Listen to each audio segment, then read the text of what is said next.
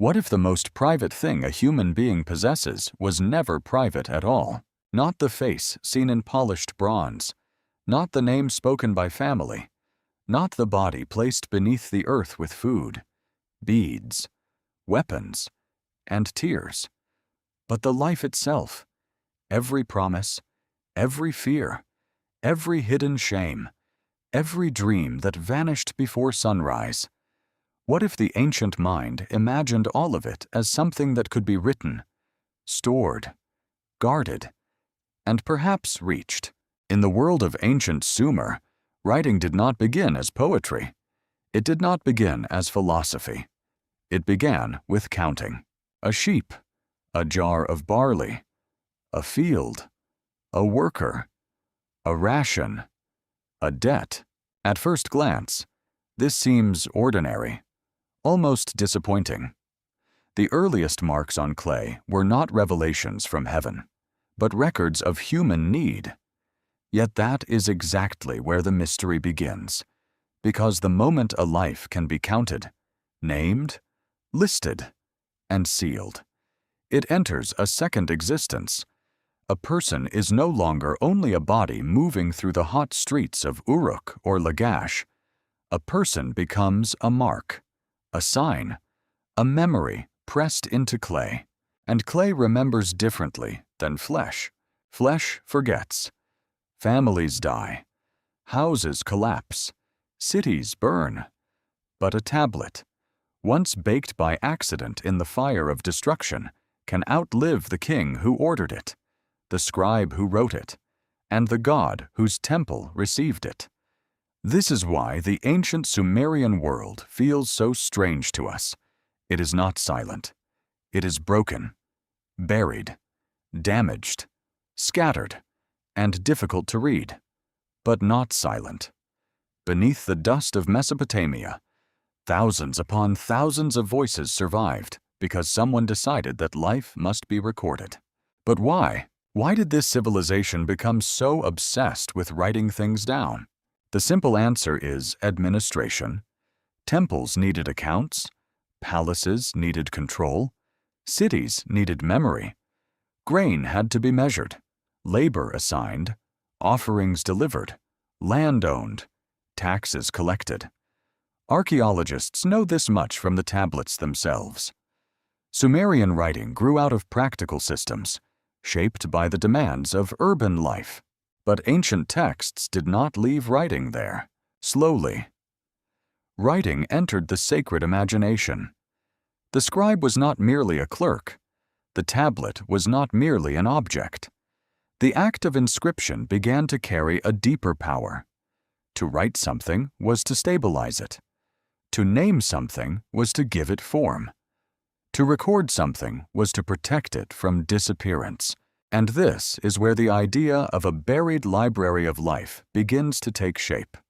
Not as a modern claim that archaeologists have discovered a literal archive containing every human existence, but as a powerful ancient pattern. In Mesopotamian thought, the universe was not random. Heaven, earth, kingship, cities, rituals, omens, and destinies were imagined as ordered realities. The gods possessed knowledge. The gods assigned roles. The gods could decree a future. And in mythic language, divine authority was often connected to tablets, lists, names, and written commands. What if reality itself was imagined as something like a text? Picture a moonlit temple rising above the flat land between the Tigris and Euphrates. Its mud brick walls glow pale beneath the stars. Inside, oil lamps tremble in the dark. A scribe sits with wet clay in his palm. His reed stylus moves with careful pressure. Each mark is small, but each mark changes the world around it. A delivery is confirmed. A worker is identified. A name is preserved. A god receives an offering. A king's order becomes permanent. Now imagine that this earthly habit reflects a heavenly one. That is the deeper mystery. The ancient Sumerians and their Mesopotamian successors did not describe the afterlife, fate, and divine order in the same way modern religions often do. Their world was older, harsher, more physical. The dead descended into a dark underworld. The gods were powerful, but not always comforting. Human beings were created to serve divine needs. Yet within this severe vision, one idea keeps glowing like an ember: existence is known. Existence is accounted for. A life may vanish from the street, but not from the record. This does not mean the Sumerians believed in a single universal library of every life in the exact modern sense. That would be too simple, and it would distort the evidence. What ancient texts describe are divine decrees, tablets of destiny, lists of kings, temple accounts, names of the dead, ritual offerings, underworld journeys, and sacred powers that organize civilization. What archaeologists find are real clay tablets, real archives, real schools, real seal impressions, real administrative records, and literary compositions copied across centuries. What historians believe is that writing transformed memory into authority. What modern interpretations suggest is more speculative, perhaps later ideas about cosmic records, hidden knowledge, or a spiritual archive echo a much older human intuition that nothing truly meaningful should disappear. Could that intuition have begun in cities where memory was first made visible? The phrase buried library carries two meanings. One is literal. Mesopotamia truly was buried. Its cities became mounds. Its temples fell into dust. Its tablets slept under collapsed walls, floors, courtyards, and storage rooms. When excavators opened these places, they did not find one perfect library explaining everything. They found fragments, thousands of fragments, receipts, hymns, myths, omen texts, school exercises, letters, royal inscriptions, a civilization broken into pieces, yet still speaking. The second meaning is more haunting. There may also be a buried library inside the ancient imagination, the belief that human life is not merely lived, but inscribed into an order larger than the individual. This idea appears again and again in different forms. A name survives because it is written. A king claims legitimacy because his reign is listed. A god holds power because destiny is decreed. A dream matters because it may carry a message. A ritual matters because it repeats an ancient pattern. A dead person still requires offerings because memory has obligations. The visible and invisible worlds are connected by acts of recording, naming, and remembering. And so the question changes. It is no longer only whether the Sumerians believed in a hidden archive. It is whether they lived in a world where everything important needed an inscription, a name, a sign, or a ritual trace in order to endure. What if the first library was not built to store books, but to protect existence from being swallowed by time?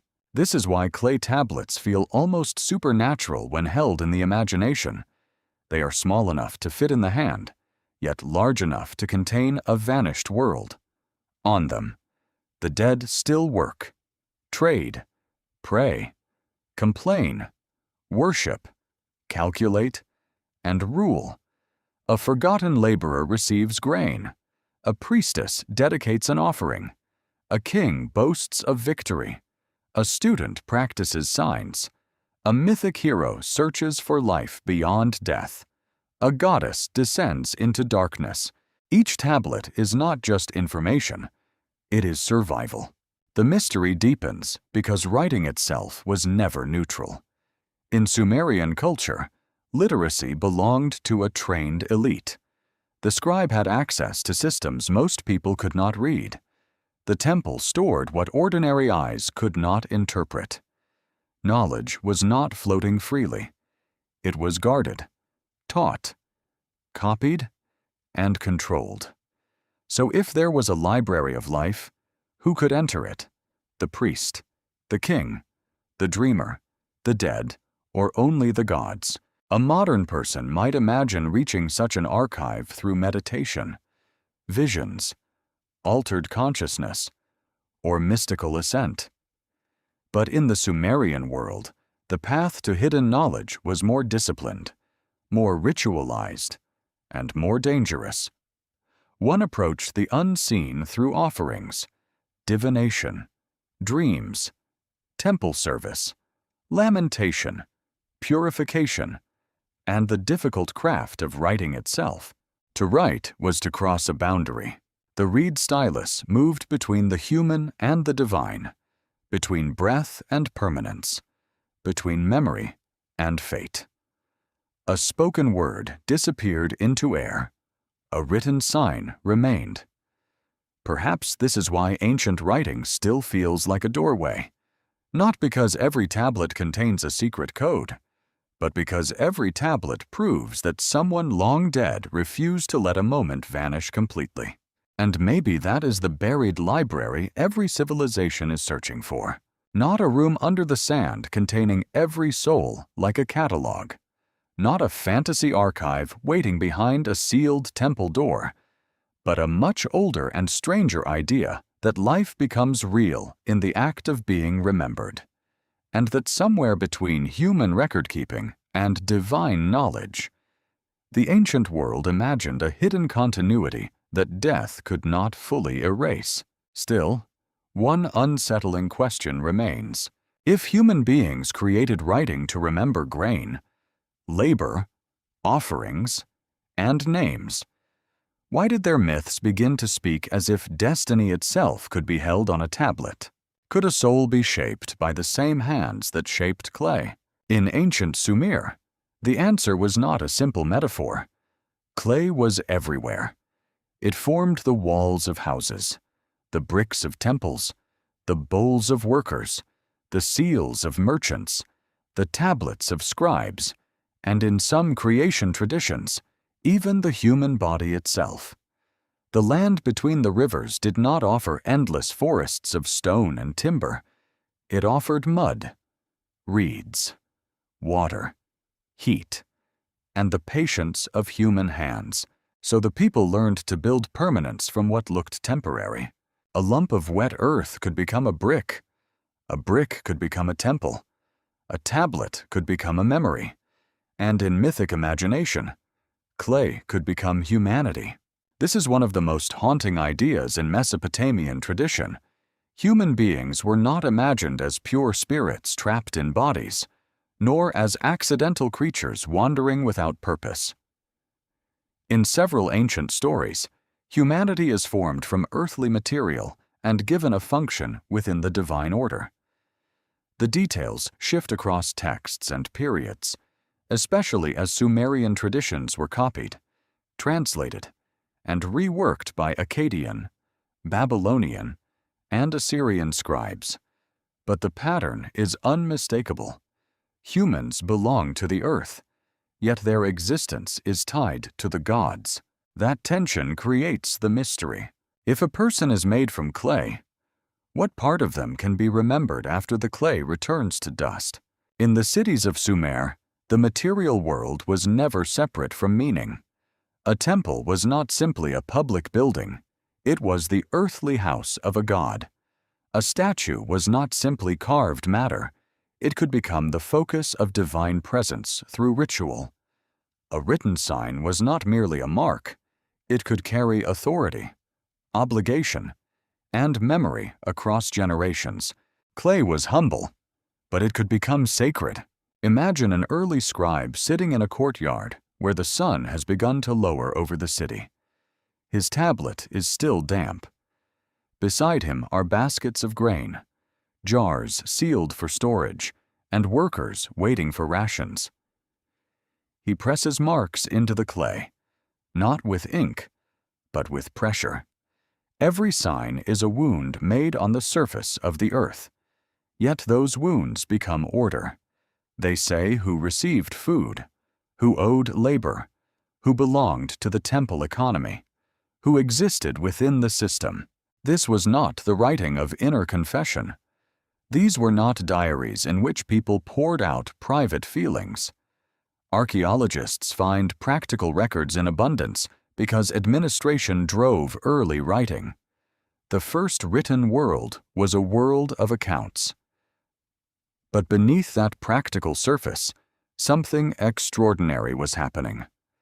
Human beings were learning that reality could be transferred into signs. A sheep could become a symbol. A measure of barley could become a number. A person could become a name. And a name, once written, could survive the body. That survival mattered deeply. In Mesopotamian culture, to be forgotten was not a small sadness. It was a kind of second death. The dead depended on memory, offerings, and family continuity. A person without descendants, without burial care, without a name spoken or preserved, faced a more frightening fate in the imagination of the living. Memory was not decoration.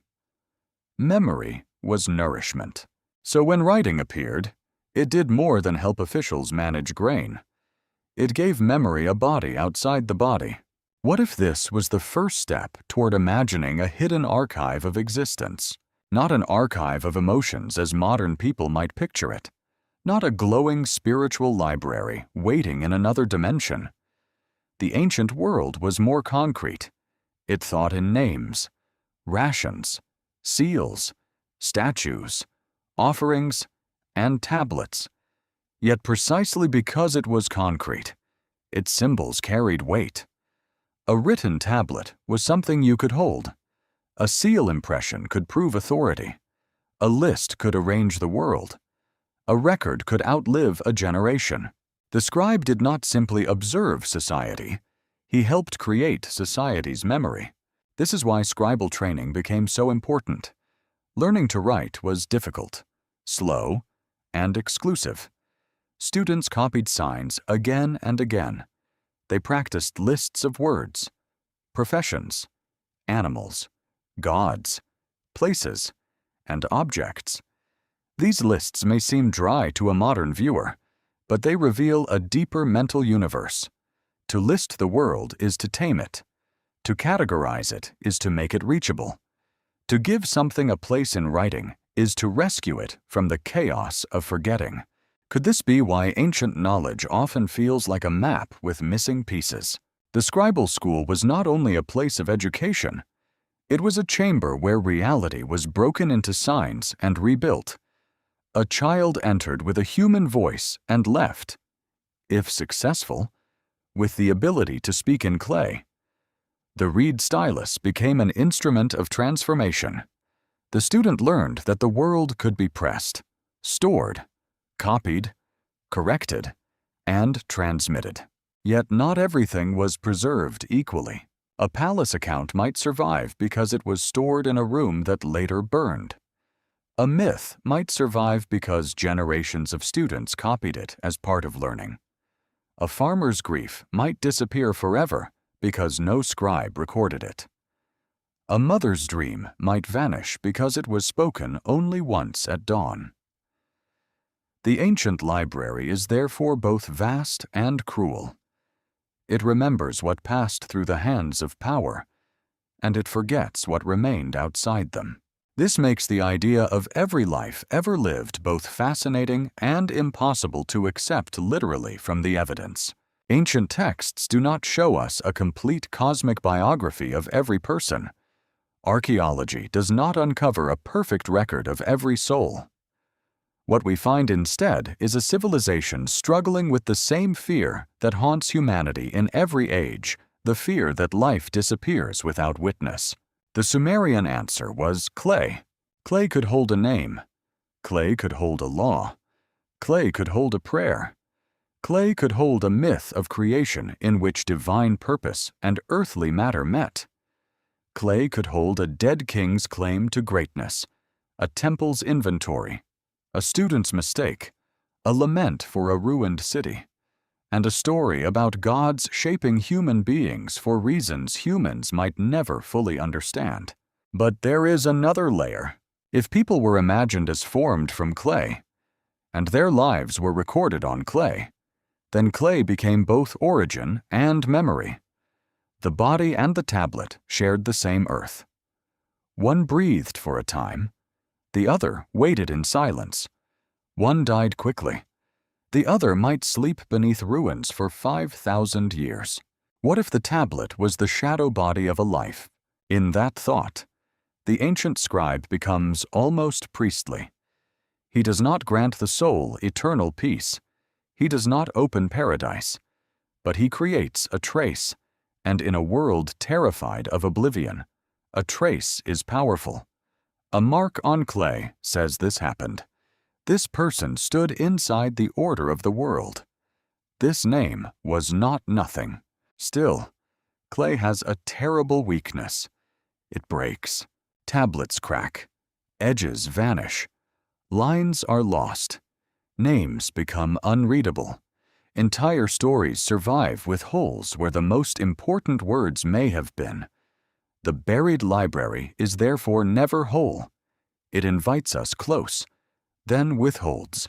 It gives us a name without a face, a ritual without a full explanation, a myth with missing lines, a destiny with the center broken away. And that brokenness may be the most truthful part of all, because every human life is also a damaged tablet. Some signs remain clear, others vanish. Some memories harden, others dissolve. Families preserve fragments. Cities preserve fragments. The earth preserves fragments. No archive gives everything back. So the question becomes sharper. If clay could preserve a life only in pieces, why did Mesopotamian myths imagine divine tablets powerful enough to command fate itself? Who would dare steal the document that decides the fate of the world? In Mesopotamian mythology, power was not always imagined as a weapon, a throne, or a crown. Sometimes it appeared as something far stranger, a tablet. Not an ordinary tablet of grain accounts or temple rations, but a cosmic object carrying authority over order itself. Later, Akkadian and Babylonian traditions speak of the tablets of destiny, mysterious divine records associated with rulership, command, and the right to organize the universe. The idea is unsettling because it turns destiny into something almost physical. If fate can be written, then fate can be held. If fate can be held, then fate can be stolen. This is where myth becomes dangerous. A world governed by gods may still contain conflict. Divine authority can be challenged. Cosmic order can be threatened. A tablet can pass from one hand to another, and with it, the stability of heaven and earth can tremble. One of the famous mythic patterns appears in stories connected to the bird-like figure Anzu. In later Mesopotamian tradition, Anzu steals the tablets of destiny from the god Enlil. The theft is not a simple robbery. It is a cosmic crisis. The one who possesses the tablets gains terrifying command. Divine speech loses its certainty. The established order is interrupted. The gods themselves must find a champion who can recover what has been taken. What does this reveal? Not that ancient Mesopotamians possessed an actual object that controlled reality in the way a modern fantasy story might imagine. That would be a misunderstanding. What the texts describe is mythic language, divine authority made visible through a tablet. What historians see is a civilization where written records, decrees, seals, and lists carried immense power.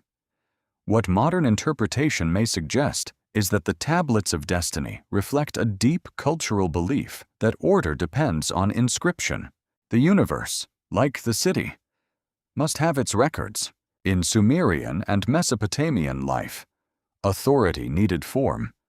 A king's command was stronger when fixed in writing. A boundary mattered when recorded. An offering mattered when counted.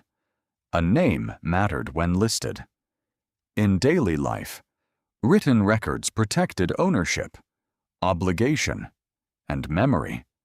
In myth, that same logic rose into heaven. The gods did not merely speak order. They possessed signs of it. Could human bureaucracy have shaped the imagination of divine fate? Picture a temple archive, tablets stacked in baskets, clay labels attached to containers, seals pressed into lumps of clay to secure doors, jars, or documents. A room where access matters. Not everyone can enter. Not everyone can read. Not everyone can alter what is stored there.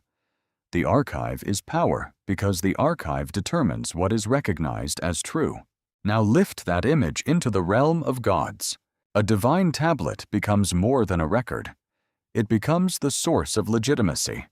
It tells who commands, who obeys, what belongs where, and how the world continues. The myth does not need to explain every detail because the ancient audience already understood the terror of losing control over records. If the wrong person seized the written authority, society itself could be overturned. The Anzu story carries this fear into cosmic drama. Anzu is not merely a monster. He is a disruption. He watches. He waits. He sees where authority rests. Then he takes it. Suddenly, the divine hierarchy is shaken. The gods are alarmed because the theft touches the foundation of rule. The question is not only who is strongest. The question is who has the right to possess destiny. That question echoes through kingship. Mesopotamian kings often presented their rule as divinely granted. They built temples, restored walls, commissioned inscriptions, and claimed favor from powerful gods. A king who ruled without legitimacy was not just politically weak. He was cosmically suspicious. The city needed assurance that its ruler stood within divine order. Writing helped provide that assurance. Royal inscriptions declared victories, building projects, piety, and chosen status. Stone and clay became witnesses, but myths remind us that legitimacy can be contested. If divine authority can be symbolized by tablets, then authority is not invisible. It has a location. It can be guarded. It can be lost. It can be recovered. In this sense, the tablets of destiny are among the most important symbols in the Mesopotamian imagination. They connect writing with fate, record-keeping with rulership, and knowledge with control. Yet there is a quiet problem hiding inside the symbol. A tablet fixes words, but life is never still. Cities rise, rivers shift, dynasties collapse. Temples are rebuilt over older temples.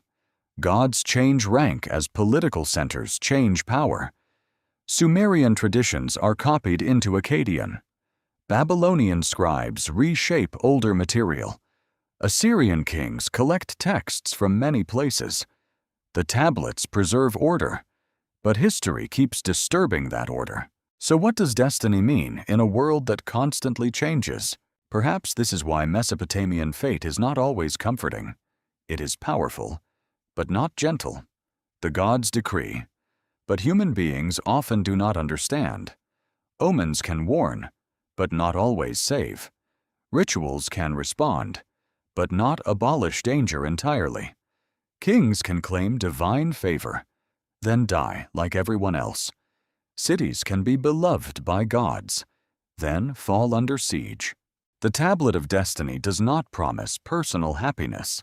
It points to structure. That structure was essential in a world vulnerable to flood, drought, disease, invasion, and political collapse. The people of Mesopotamia lived close to uncertainty. Rivers gave life, but also destruction. Fields produced abundance, but only through labor and irrigation. Cities depended on systems that could fail. In such a world, the idea that destiny was written somewhere offered both awe and dread. If destiny is written, perhaps the world is not meaningless. But if destiny is written by gods beyond human appeal, perhaps freedom is smaller than humans hope. This is where the buried library becomes more mysterious.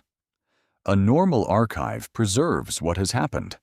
A divine tablet may contain what must happen. One looks backward. The other governs forward. Between them stands the human being, recorded by the past and pulled by the future. Could the ancient search for hidden knowledge be a search for the place where those two meet? The tablets of destiny also raise a question about access. Who can read them? Do the gods read them as scribes read clay? Are they symbols of authority rather than readable texts? Ancient stories do not give a simple manual. They offer images, conflicts, and sacred drama. The tablets are powerful precisely because they remain partly unexplained. They are near enough to human writing to be imagined, but far enough from human hands to remain forbidden. That forbidden quality matters. A temple account can be opened by a trained official. A school tablet can be copied by a student. A royal inscription can be displayed for public memory. But the tablets of destiny belong to another order. They are not just documents. They are the hidden machinery of rule. To touch them without right is to threaten creation's balance. And yet myth allows the theft to happen. Why would ancient storytellers imagine such a terrifying possibility? Perhaps because every ordered world knows that disorder is waiting. Every archive fears fire. Every king fears rebellion. Every priest fears pollution. Every city fears the moment its walls fail. By placing that fear in heaven, Mesopotamian myth reveals how fragile order felt on earth. The symbol remains powerful because it speaks to a human suspicion that has never disappeared. Somewhere, somehow, life may be written. But if fate has a tablet, who wrote the first line? Why would a goddess of grain also become a goddess of writing? At first, the connection feels strange. Grain belongs to fields, harvests, storage rooms, hunger, and survival. Writing belongs to schools, tablets, signs, and memory. But in ancient Sumer, these two worlds touched each other every day. Grain had to be counted, fields had to be measured, workers had to be fed, offerings had to be listed, temples had to know what entered, what left, what was owed, and what had vanished. The goddess Nisaba stands at this crossing. She is one of the most fascinating divine figures in the Sumerian world because she reveals something easy to miss. Writing was not only about words, it was about order. It began in the world of food, labor, storage, and temple economy. The same society that prayed for fertile fields also needed scribes to record the harvest. The same temple that received offerings also preserved accounts. The same divine power that blessed abundance could also govern the signs that measured abundance. Could writing have first become sacred because survival itself depended on accurate memory? Nisaba was associated with grain, reeds, accounting, and scribal knowledge. In hymns and literary tradition, she appears as a patroness of scribes, a divine figure whose wisdom shines through the art of inscription. The reed is especially important. The reed grew in the marshy landscapes of southern Mesopotamia. It made baskets, mats, boats, fences, and styluses. The tool used to write on clay came from the same watery world that fed the cities. Imagine the scene. A field has been harvested near a canal. Workers carry baskets of barley toward a temple storehouse. The sun is sharp. Dust clings to bare feet. An official watches the measure. A scribe prepares the tablet. A reed stylus enters soft clay. The harvest becomes numbers. The numbers become obligation. The obligation becomes a record. And hovering behind the act, in sacred imagination, is the goddess who binds grain to writing. This is not abstract mysticism. It is practical holiness. The ancient city could not function without food. It could not function without memory. The temple needed both. The palace needed both. A failed harvest could bring hunger. A failed record could bring disorder. Nisaba's domain suggests that the Sumerians did not separate sacred life from administrative life in the way modern people often do. For them, the account tablet could belong to the same universe as the hymn. Counting and praising were not identical, but they lived under the same sky. That is why the hidden archive is not only a place of myths and visions. It begins in the granary. This may sound humble, but it is profound. Every civilization must answer the same question. How can abundance be protected from time grain rots, is eaten, stolen, redistributed, sacrificed, or planted? Without records, a storehouse becomes confusion. With records, the city can remember what the eye no longer sees. Writing allows absence to remain present. A jar that has been moved can still be accounted for. A worker who has gone home can still be listed. A field that lies beyond the wall can still be measured. This is how writing creates an invisible city alongside the visible one. The visible city is made of streets, canals, courtyards, animals, smoke, sweat, and temple walls. The invisible city is made of tablets. It contains rations, names, deliveries, debts, offerings, boundaries, and schedules. One city can be walked through. The other must be read.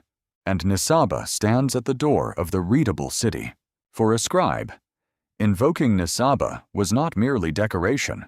Scribal culture carried discipline, hierarchy, pride, and anxiety. Students copied texts, learned signs, and entered a profession that could lift them above ordinary labor. But the skill was demanding. A wrong sign could change a record. A careless account could damage trust. The scribe worked with the nervous knowledge that signs mattered. What if sacred writing was born not from the desire to reveal secrets, but from the fear of losing control? The goddess of writing does not need to be imagined as keeper of a modern spiritual database. That would be misleading. What ancient texts show is subtler and more rooted. Nisaba represents a world where the measured and the sacred belong together. She embodies the intelligence that turns nature into civilization, grain into ration, reed into stylus, clay into tablet, sound into sign, moment into memory. Her presence also reveals the gendered complexity of ancient divine power. Many scribes known from later records were men, and scribal schooling often appears as a male professional path. Yet the divine patron of writing in Sumerian tradition could be female. This does not mean Sumer was a society of modern equality. It means the symbolic world was richer than a simple social mirror. A goddess could authorize the very system by which kings, temples, and officials preserved power. Why would the sacred imagination place writing under a goddess connected to growth? Perhaps because writing was also a kind of agriculture.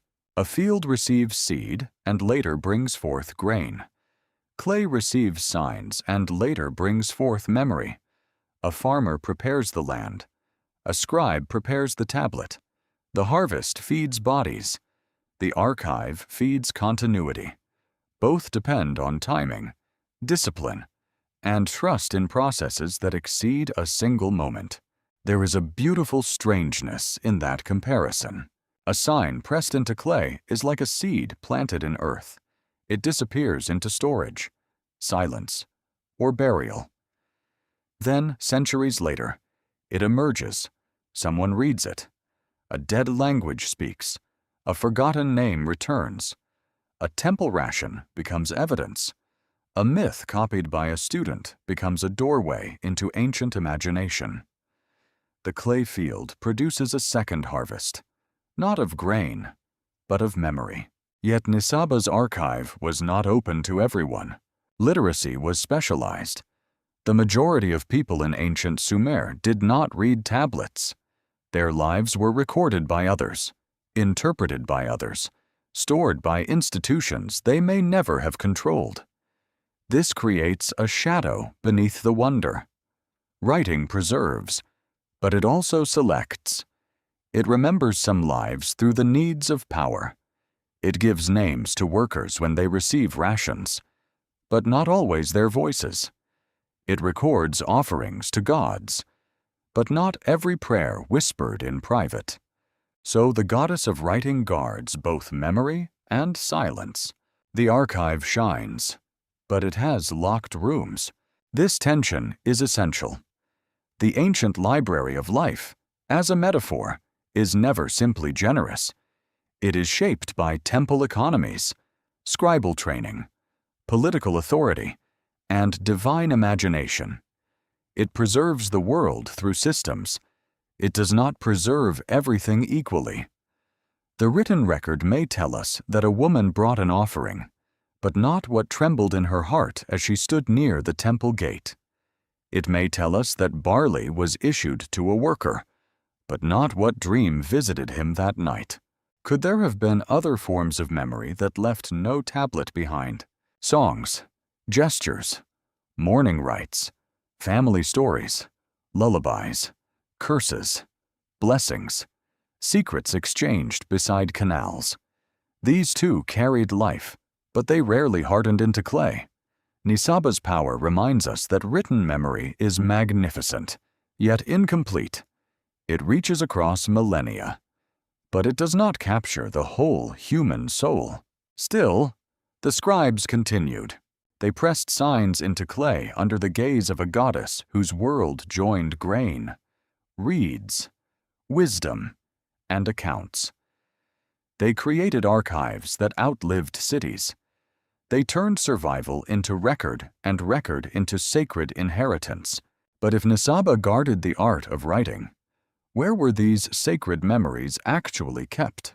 What kind of house is built not for people, but for words? In ancient Mesopotamia, the answer was not always a grand library with shelves, lamps, and silent readers. Sometimes it was a room in a temple complex, sometimes a school courtyard filled with young scribes repeating signs, sometimes a palace archive where officials stored records of land, labor, tribute, letters, and ritual duties. Sometimes it was nothing more impressive than tablets gathered in baskets, arranged by purpose, sealed, labeled, and left in the care of people trained to understand them. Yet these places formed one of the most important memory systems in human history. The Sumerian term, often translated as tablet house, refers especially to scribal education. It was the place where writing was learned, copied, disciplined, and transmitted. But the phrase carries a strange poetic force. A house of tablets is not only a school, it is a dwelling for preserved thought. It is a place where clay becomes more than clay, where speech is made durable, where the living learn to hear the dead. What happened inside such a house? A student did not begin by writing cosmic secrets.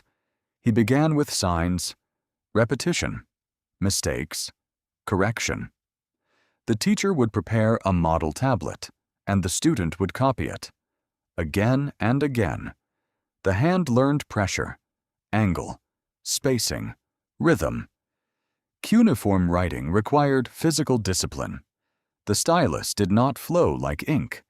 It entered the clay in wedges. The written word was not drawn so much as impressed. Every lesson was an act of controlled force.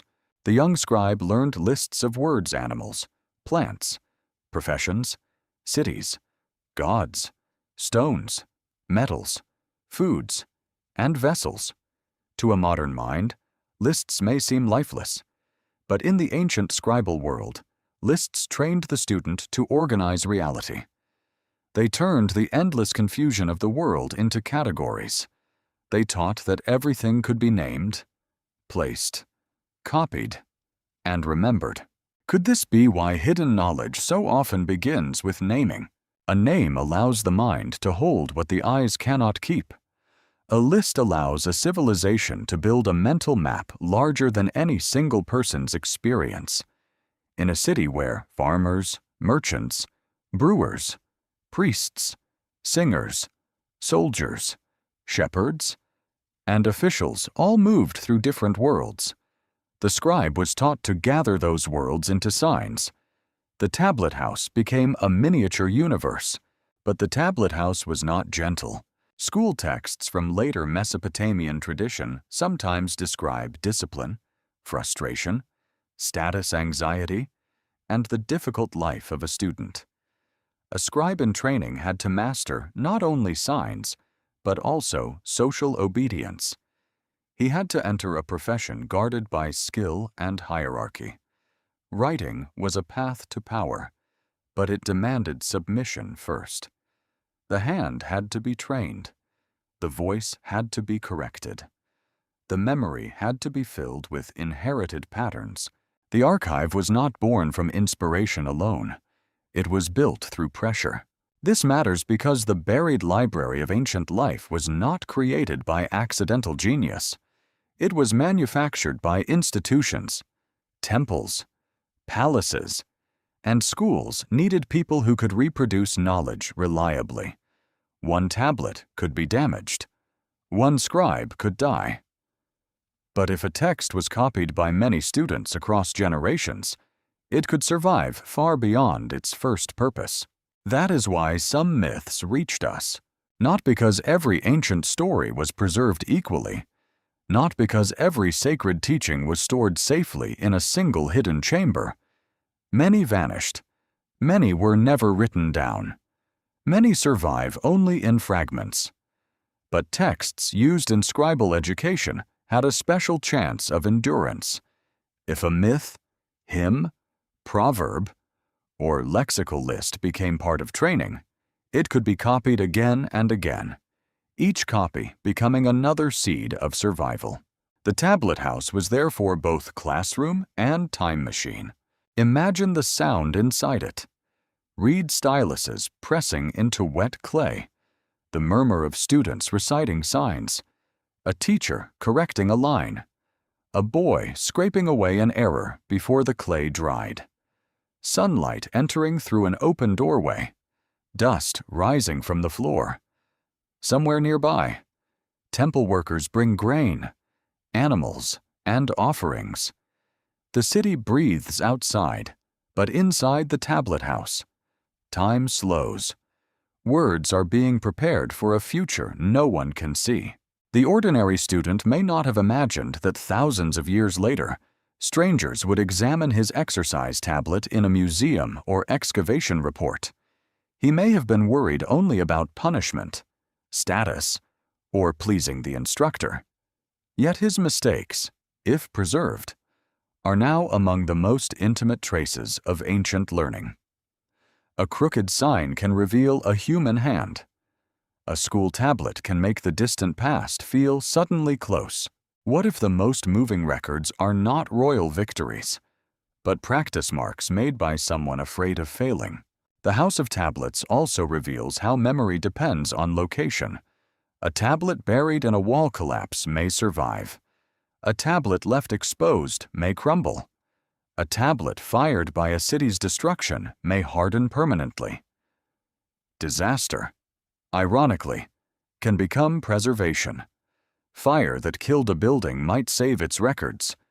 Collapse that ended a room might seal its contents. In Mesopotamia, ruin often became the guardian of memory. This gives archaeology a tragic beauty. The earth does not preserve the past because it understands it. It preserves by accident, by dryness, by burial, by breakage, by catastrophe. When archaeologists uncover tablets, they are not opening a complete library arranged for modern curiosity. They are entering the debris of ancient lives. A room may contain administrative accounts beside school tablets, A fragment of a myth may be found far from its original home. A tablet may be missing the very lines that explain its deepest meaning. The house of tablets always arrives damaged. Yet even damaged, it changes everything. Without these clay archives, Sumer would be mostly mute. Temples would be ruins without voices. Kings would be names without claims. Gods would be statues without hymns. Cities would be mounds without memory. The tablets do not give us the whole world, but they prevent the world from disappearing completely. And they teach an important distinction. What archaeologists know comes from material evidence tablets, buildings, seals, tools, burial remains, and city layers. What ancient texts describe comes from myth, ritual, hymns, administrative records, and literary compositions. What historians believe must be reconstructed carefully from both. What modern imagination suggests may be meaningful, but it mustn't be mistaken for proof. The House of Tablets stands exactly at that boundary. It is real enough to excavate, yet mysterious enough to haunt the mind. It contains grain accounts and divine hymns, student exercises and royal names, practical lists and mythic worlds. It proves that ancient people developed disciplined systems for preserving knowledge. It does not prove that every life was recorded in a cosmic archive, but it shows how a civilization could begin to imagine that knowledge. Once written, entered a deeper order. A tablet house was not merely storage. It was a machine for resisting disappearance. And still, one human fear remained stronger than any wall. School, or archive, what happens when a name is no longer spoken? What survives of a person when the breath is gone? In ancient Mesopotamia, the answer was not always comfort. The dead did not simply vanish into a bright paradise, nor did every soul rise into a world of reward. Many traditions imagined the dead descending into a shadowed realm, a place of dust, stillness, and diminished existence. Yet the living did not treat the dead as meaningless. They feared neglect. They honored ancestors. They poured offerings. They preserved names. A name could become a second body. This idea is one of the most powerful keys to understanding ancient memory. To modern people, a name may seem like a label. In many ancient cultures, a name carried presence, identity, and continuity. To erase a name was not only to remove information, it was to attack the person's survival in memory. To write a name was to give that person a place in the world that might endure long after the body disappeared. Why did names matter so much? Because the human body is fragile. It falls ill. It ages. It dies. It returns to the same earth that formed walls, roads, and tablets. But a written name can travel where the body cannot. It can be placed on a votive object, carved into a foundation inscription, copied in a king list, recorded in an account, attached to a seal, or preserved in a legal document. Each written name becomes a small resistance against oblivion. Imagine a temple filled with offerings. There are stone vessels, small statues, inscribed objects, beads, medals, and images of worshippers with wide eyes and folded hands. Some carry names. Some were dedicated for the life of a king, a priest, a family member, or a person seeking favor from a god. The object remains in the sacred space even when the worshipper leaves. It stands in place of the person. It continues the gesture of devotion. Could an object pray longer than a human life? That possibility gives votive practice its strange emotional force. A person enters the temple only for a moment, but the dedicated object remains. The body grows tired, but the statue's eyes never close. The voice fades, but the inscription continues to identify the giver.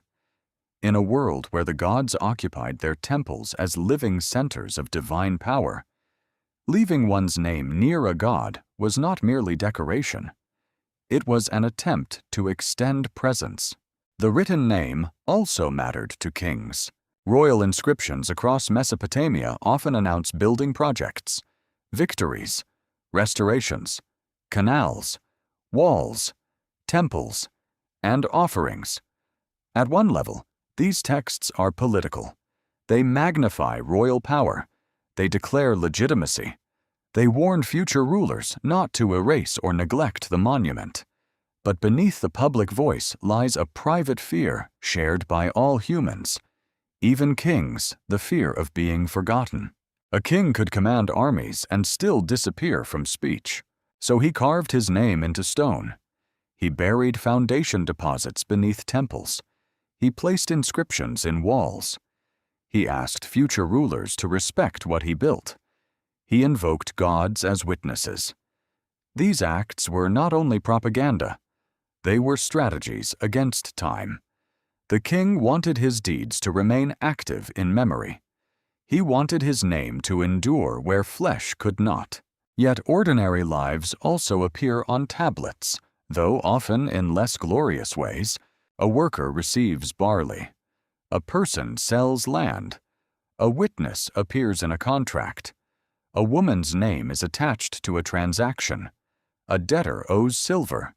A shepherd is responsible for animals. These records were not written to honor the soul of each person. They were practical. Still, they preserve lives unintentionally. People who never expected fame now exist because a scribe needed to record an obligation. This creates a strange reversal. The king planned immortality through inscription. The laborer received accidental immortality through administration. Both now stand before modern eyes as names. But what can a name really give back?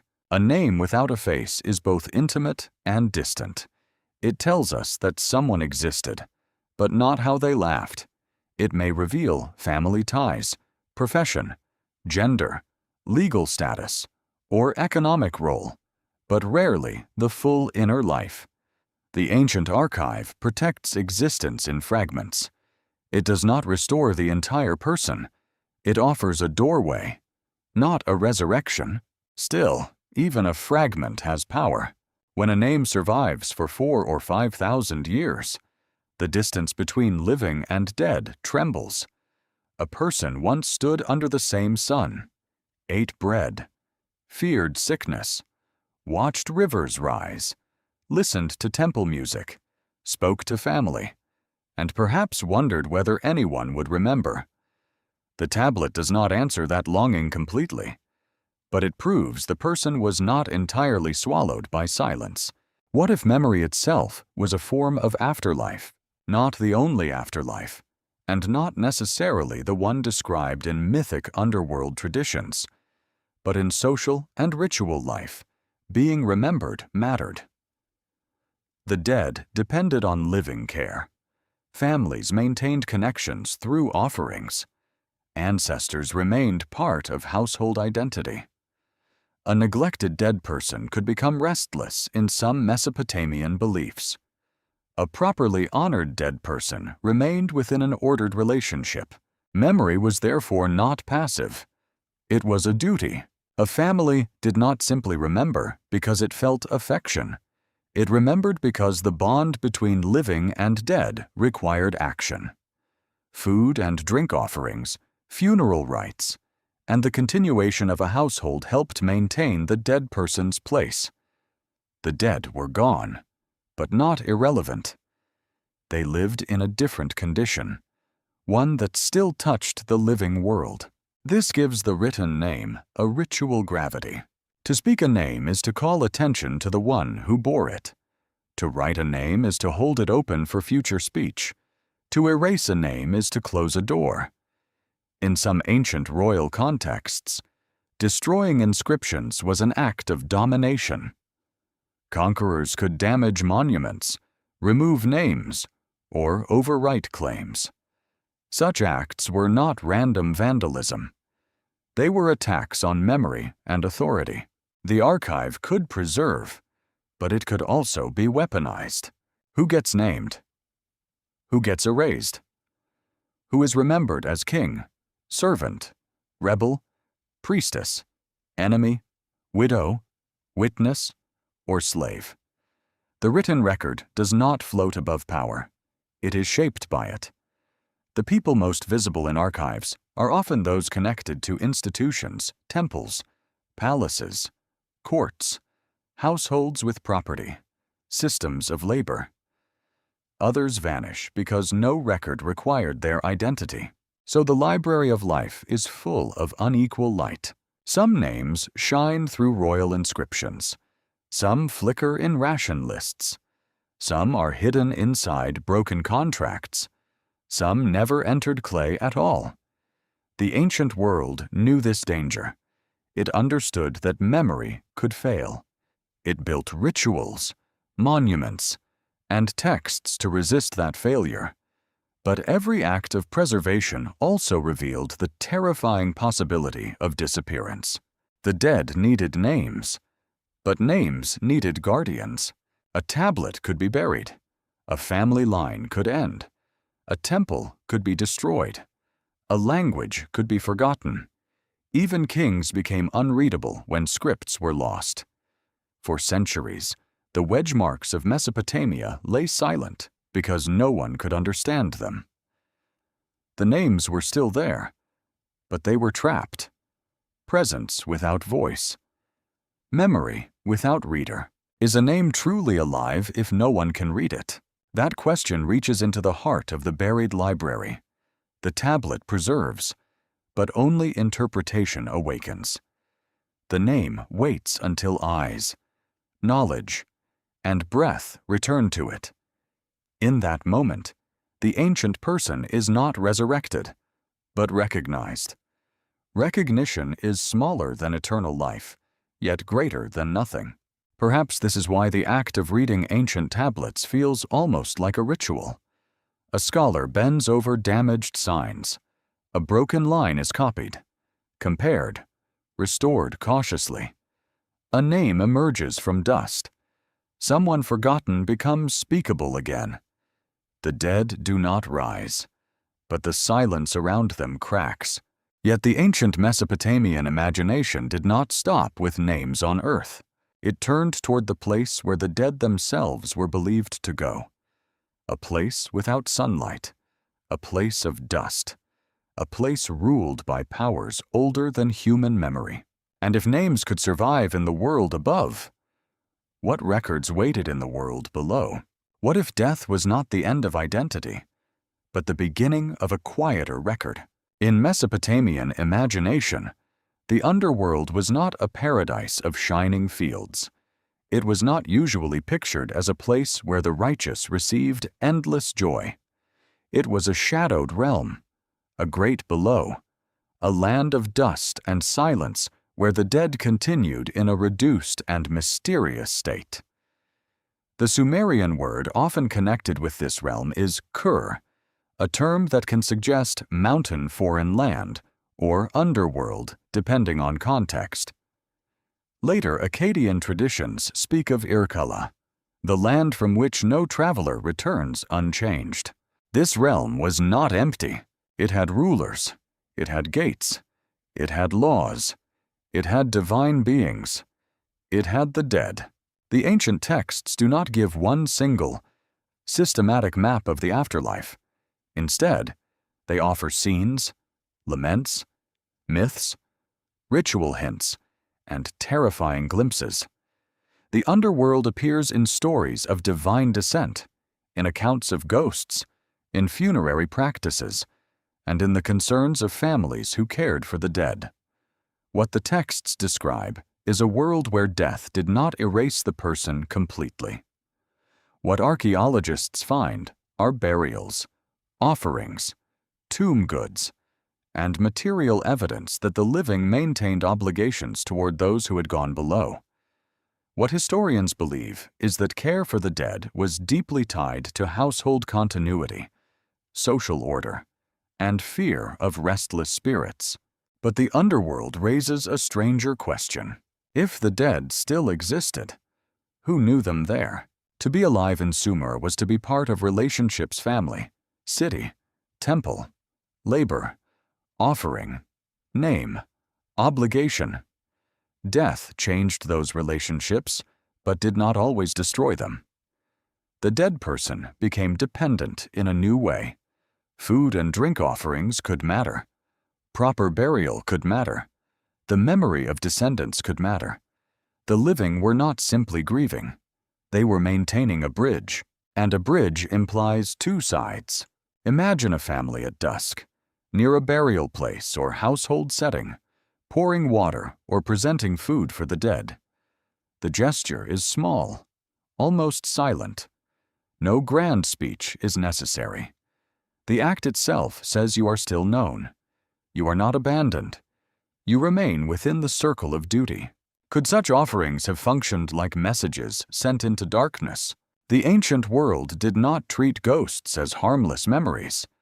The restless dead could trouble the living. A spirit without proper care, without descendants, or without correct rites might become dangerous. This does not mean every ghost story was believed in the same way by every person across all centuries of Mesopotamian history. Beliefs changed. Practices varied, but the pattern is clear enough. Death created risk, and ritual helped manage that risk. The underworld was therefore not merely a destination. It was part of the moral pressure of daily life. A person who failed the dead might not simply be rude. They might be opening the door to disorder. A family that remembered the dead helped keep the boundary stable. The living world and the world below were distinct, but not sealed away from each other. Dreams, omens, illnesses, hauntings, and rituals could bring one realm close to the other. What if the underworld was imagined as a realm where forgotten lives became restless because memory had failed? This gives new weight to the idea of hidden records. The underworld does not appear in Sumerian sources as a modern library where every biography is shelved. That would be too literal.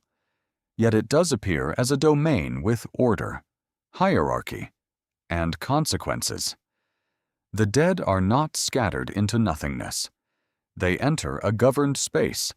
They join a population of those who have crossed beyond breath. The living may not see them, but the world below contains them. In some myths, the underworld has officials and divine figures who receive, judge, or control what enters. The Queen Ereshkigal rules there in major traditions. Her realm is severe, not sentimental. To enter it is to leave behind ordinary power. Even gods can be humbled there. This makes the underworld one of the strongest images of limit in ancient Mesopotamian thought. Kings, warriors, priests, scribes, lovers, and children all face the same downward pull. Death democratizes in a way life does not. Yet inequality does not vanish completely. Funerary care, tomb goods, social status, family support, and ritual attention could shape how the dead were remembered by the living. A powerful household could maintain offerings. A king could be buried with splendor. A person without descendants might be feared as neglected. The dead may enter the same general darkness, but the living continue to treat them differently. The archive of death is therefore uneven, just like the archive of clay. Some dead are named, honored, fed, and invoked. Others are lost. Archaeology can recover bones, grave goods, burial positions, and tomb architecture, but it cannot always recover the grief itself. A cup near the dead may suggest care. A seal may suggest identity. A weapon may suggest status. Beads may suggest beauty, protection, or affection. But the inner meaning of a burial is often partly hidden. The earth gives clues, not confessions.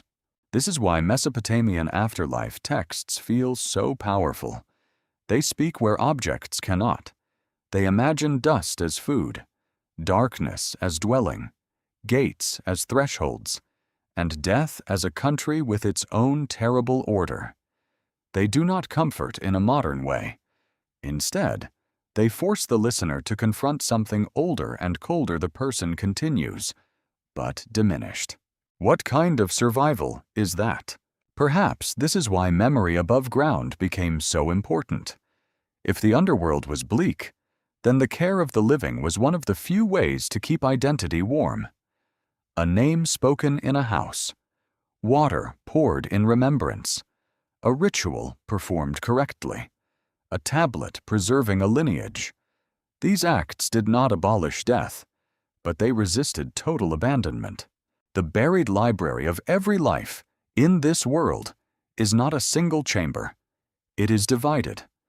Part of it lies in clay records. Part of it lies in family memory. Part of it lies in ritual action. Part of it lies in the imagined underworld, where the dead remain beyond ordinary sight. And part of it may lie in the fear that the dead know when they have been forgotten. That fear gives the underworld its emotional force. The dead are not safely gone.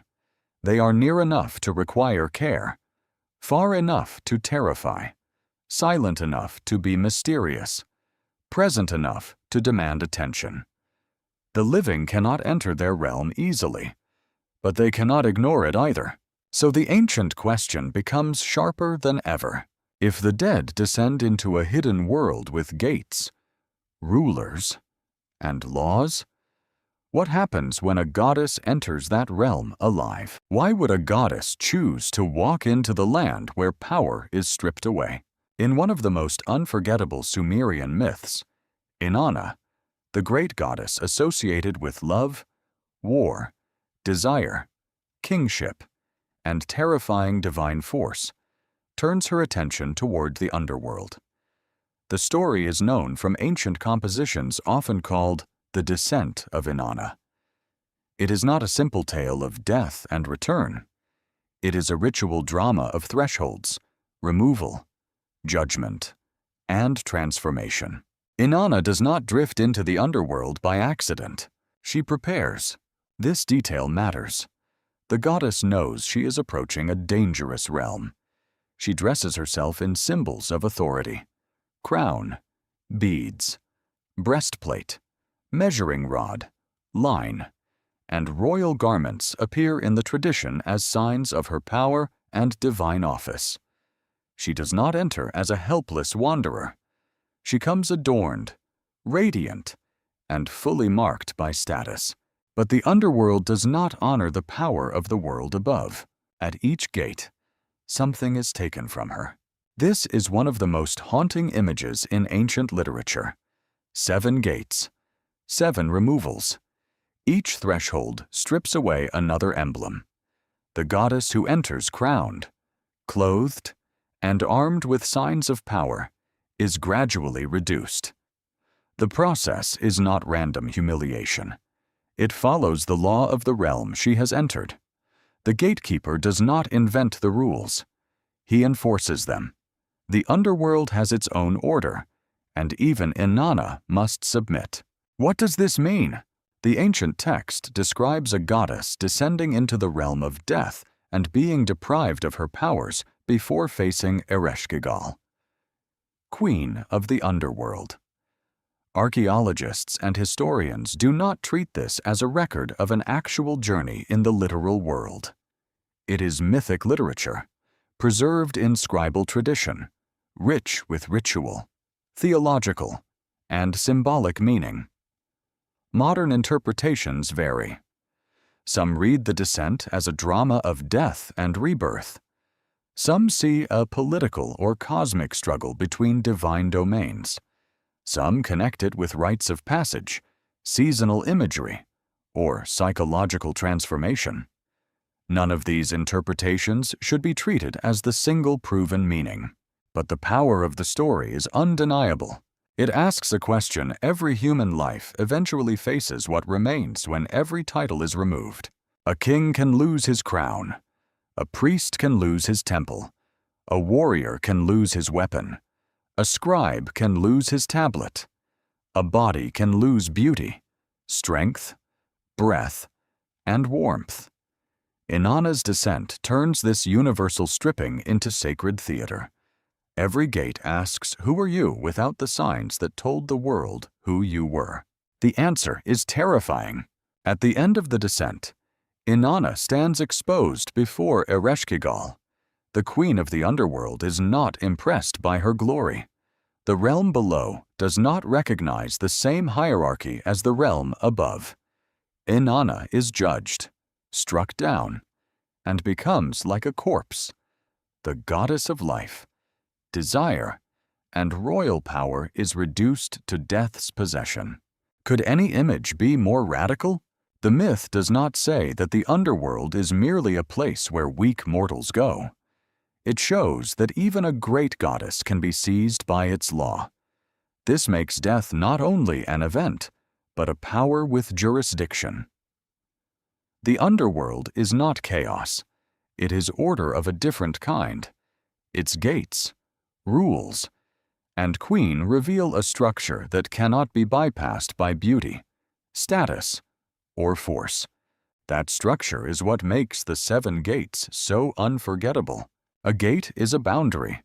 It separates one zone from another. It controls passage. In ancient cities, gates were not decorative. They were places of defense, trade, judgment, announcement, and authority. To pass through a gate was to enter another legal and social space. The myth transforms this familiar urban reality into cosmic architecture. The city has gates. The underworld has gates. The body has thresholds. Life itself may be a sequence of doors, and each door changes the one who passes through. Imagine the descent visually. A goddess walking downward through darkness. The sound of each gate opening. The removal of one shining object. Crown gone. Jewels gone. Garments gone. Authority thinned layer by layer. The watchers are silent. No music of temple celebration follows her. No lover rescues her at the first threshold. The deeper she goes, the less the world above can claim her. What if reaching hidden knowledge requires losing the identities that keep ordinary life intact? This is where the story touches the mystery of a buried archive. If every life has a record, perhaps that record cannot be approached by the self that performs for the world. The public self wears crown's profession, family name, beauty, pride, anger, memory, ambition, fear. But the deeper record might demand stripping, not because the ancient text teaches a modern mystical method, but because the mythic pattern suggests a truth about crossing boundaries. To enter what is hidden, something must be left behind. The descent of Inanna also introduces another unsettling idea. Knowledge below is not gentle. The underworld does not welcome curiosity. It enforces consequence. Inanna's descent brings crisis to the worlds above. When she is trapped below, life and fertility are threatened. Her absence matters. Divine movement affects cosmic balance. A goddess cannot simply enter death's realm without cost. This cost gives the myth its ritual seriousness. Inanna had instructed her attendant Ninshubur to seek help if she did not return. That detail is crucial. She descends, but she also prepares a chain of memory above. Someone must notice her absence. Someone must speak. Someone must appeal. Even a goddess needs a witness. Even divine power requires remembrance when it crosses into silence. Could this be one of the oldest lessons of the story? No one returns from the hidden realm alone. The descent involves not only Inanna, but messengers, gods, substitutes, and a terrible exchange. The underworld releases nothing freely. Life restored in one place may require loss in another. The myth refuses easy consolation. It does not present return as a simple victory.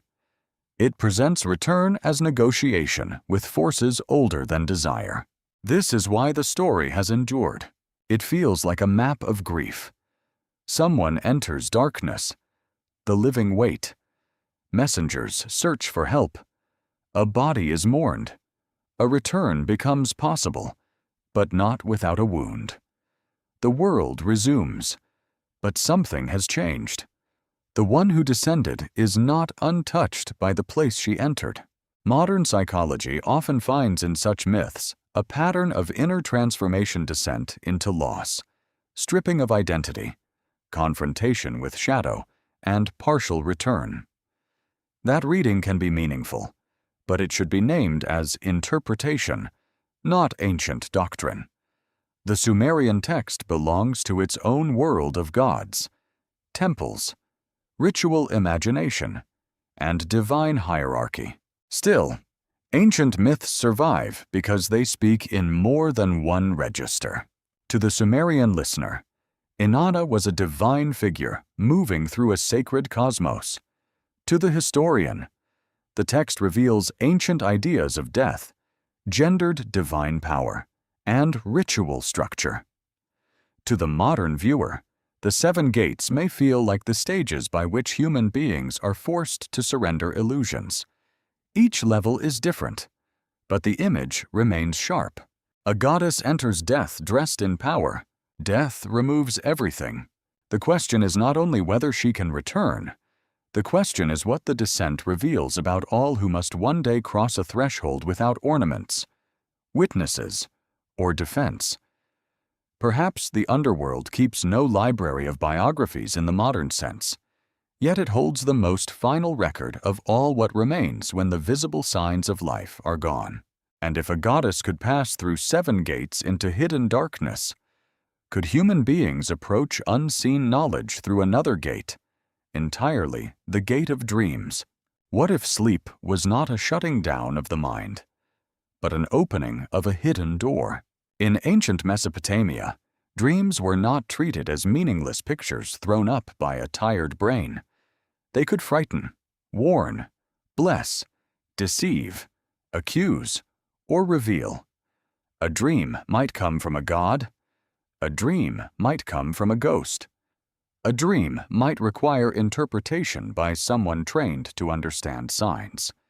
A dream might be ignored at great risk. This does not mean every dream was sacred. People have always dreamed strange, ordinary, foolish, and confusing things. But in Mesopotamian culture, the dream had a special danger because it arrived without permission. A person could close the door of a house, seal a jar, lock a storage room, or guard a temple gate. But when sleep came, the boundary around the self softened. Images entered. Voices appeared. The dead might return. Gods might speak. Who controls the mind when the body lies still? This question gave dreams enormous power. In a world where omens mattered, where the flight of birds, the shape of a liver, the movement of stars, or the birth of an unusual animal might be read as a sign, dreams belonged to a larger symbolic universe. Reality was not limited to direct speech. It could communicate through patterns. The hidden world could press against the visible one through signs. A dream was one of the most intimate signs of all. No priest needed to open a temple door for it. No scribe needed to place a tablet in your hand. No king needed to grant permission. The dream came into the private chamber of consciousness. It turned the sleeper into witness, victim, traveler, or recipient. The dreamer could wake shaken by something no one else had seen. Imagine a man sleeping on a reed mat in a house near the edge of a city. Outside, dogs bark in narrow streets. The night air is cool after a punishing day of heat. Somewhere in the distance, a temple rises in darkness. He dreams of a dead relative standing beside water, or a god whose face cannot be clearly remembered, or a journey through a gate he has never seen. At dawn, the dream remains like a stain on the mind. Was it only a dream? That question may be modern, but the anxiety behind it is ancient. Mesopotamian dream traditions included both spontaneous dreams and dreams sought through ritual. Some people might sleep in sacred places, hoping for divine guidance. Others might consult interpreters after disturbing visions. Dream books and omen collections from later Mesopotamian traditions attempted to classify dream images and their meanings. These texts show that dreams were not merely personal experiences. They could be organized, studied, and placed into systems. Once again, the hidden was pulled toward writing. This is important. A dream seems fluid, private, and unstable. It dissolves quickly. But ancient scribal culture tried to capture even dreams inside ordered knowledge. A dream image could be listed. A meaning could be assigned. A pattern could be preserved. The sleeping mind became part of the wider archive of signs. What if the buried library of life was not only made of clay, but also of images that visited the soul at night? The ancient texts do not describe a modern subconscious. That is a later psychological category. They also do not present dreams as a simple entrance into a universal library containing every human life. But they do show that Mesopotamians believed hidden knowledge could reach humans in altered states, especially when ordinary waking control was lowered. The sleeper was vulnerable, but also accessible. This made dreams both gift and threat. A favorable dream could confirm divine support. A frightening dream could announce danger. A confusing dream could demand expert interpretation. A dream of the dead could suggest unfinished obligations. A royal dream could affect political confidence. A private dream could disturb a household. The dream did not need public proof to have emotional force. Its power came from the sense that something had crossed over. That crossing is the key. In waking life, knowledge moved through institutions, temples, palaces, schools, rituals, records. In dreaming, knowledge seemed to move through the body itself. The sleeper became a tablet that did not know it was being written on. Images appeared, vanished, and left impressions. Some were forgotten. Some changed a life. Could consciousness itself have seemed like soft clay? This thought is not something the Sumerians state as a philosophical doctrine, but it grows naturally from their world of signs. Clay receives wedges. The liver receives omen patterns. The sky receives celestial writing. The dream receives images from beyond the ordinary self. Again and again, Mesopotamian thought imagined reality as readable, but not always easy to read. The dream interpreter, then, stood in a role similar to the scribe or diviner. He did not create the sign. He read it. He worked between experience and meaning. The dreamer brought a fragment. The interpreter searched for order. A strange image became a warning, promise, or instruction. A private vision entered shared knowledge. But dreams have a problem no clay tablet has. They cannot be held. A tablet may break, but its signs remain somewhere on the surface. A dream fades from within. It can be retold, written down, interpreted, or ritualized. But the original experience vanishes almost as soon as the eyes open. This makes dreams the most fragile kind of archive. They are records made in the mind, but written in water. Perhaps that fragility made them more mysterious. Not less. A tablet is outside you. A dream comes from within, and yet may feel as if it came from elsewhere. This double nature unsettles the dreamer. Did the image rise from memory? Did a god send it? Did a ghost appear? Did the future reveal itself? Did fear disguise itself as prophecy? The ancient world developed methods to answer such questions, but no method could remove the awe completely. The dream remained a threshold, and thresholds are dangerous because they blur categories: living and dead, human and divine, past and future, warning and imagination, memory and message. In a dream, a person could see what waking life hid, but the meaning was rarely simple. A dream could reveal, mislead, or demand further ritual response. This uncertainty protected the mystery. Modern readers may be tempted to turn Mesopotamian dream traditions into a direct technique for accessing secret archives. That would go beyond the evidence. What can be said more carefully is this ancient Mesopotamians treated dreams as one of the ways unseen powers might communicate with human beings.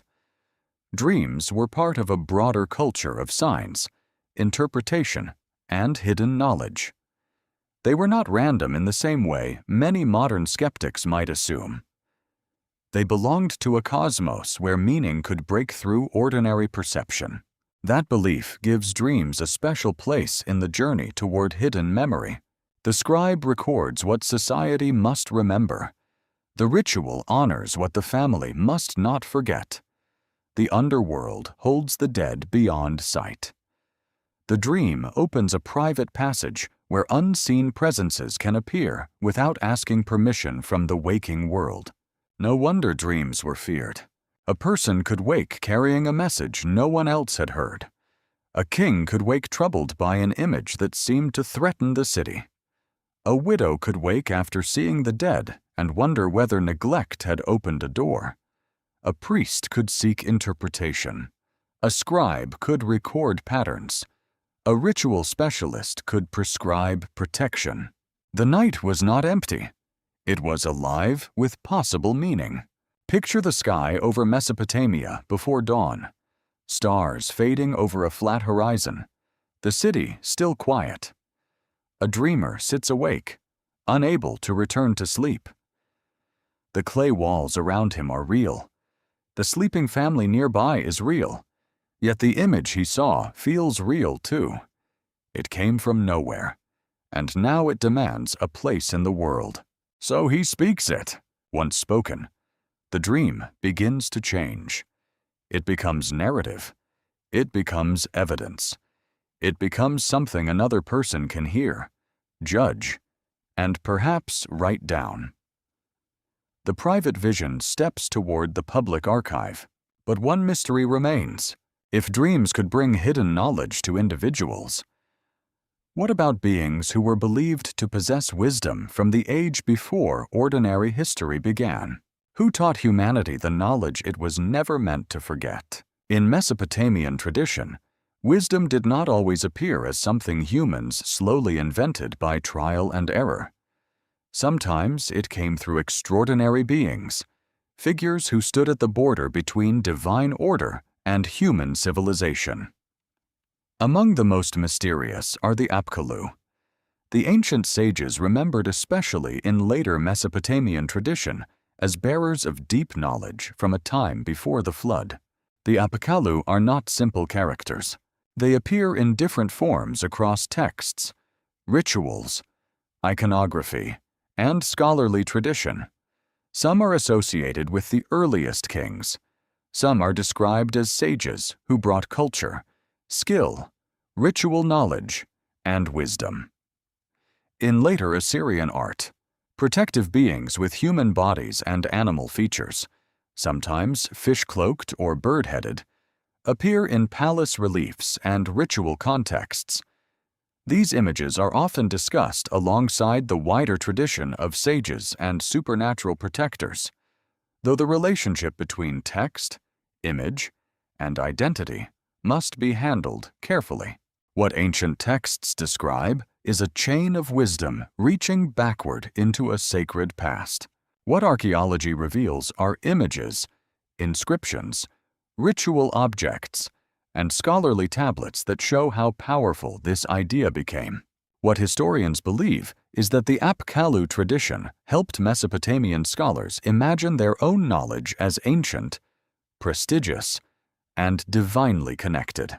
What modern interpretations sometimes suggest is far more speculative, that these sages represent lost civilizations, hidden initiates, or memories of advanced knowledge from a destroyed world. Such ideas may be fascinating, but they are not established archaeological fact. Still, the mystery is real enough without exaggeration. Why did Mesopotamian scribes imagine wisdom as something handed down from before catastrophe? The idea of antediluvian knowledge is powerful because it gives learning an almost sacred age. A spell, ritual, omen system, or scholarly tradition becomes more authoritative if it is not merely recent invention. If it can be traced to primordial sages, then it belongs to a time closer to the gods.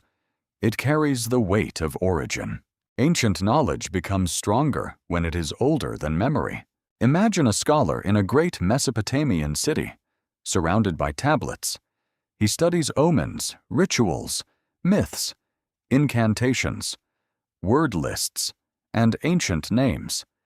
His work is difficult and elite. He is not only gathering information, he is participating in a chain. The signs he copies were copied by others. The rituals he performs were received from teachers. The wisdom he preserves claims roots in a world that existed long before him. What if every tablet he writes is not a new creation, but a recovery? That is the emotional force of the Apkallu. They suggest that civilization is not merely built forward, it is inherited backward. The present survives because someone carried knowledge across a boundary.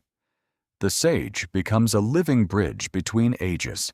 In some traditions, the first Apkallu are connected with kings who ruled before the flood. This matters because Mesopotamian flood memory does not merely describe water, it divides time. There is the world before, and the world of human history that follows. The flood is not only destruction, it is a rupture in memory. Anything preserved from before, it carries the aura of survival against cosmic loss. Could the Apkallu be guardians of knowledge that escaped the drowning of the first world? The ancient sources do not give us a single cinematic scene of sages rescuing a complete library from floodwaters. That would be imagination, not evidence. But the pattern is suggestive. Mesopotamian scholarship valued continuity.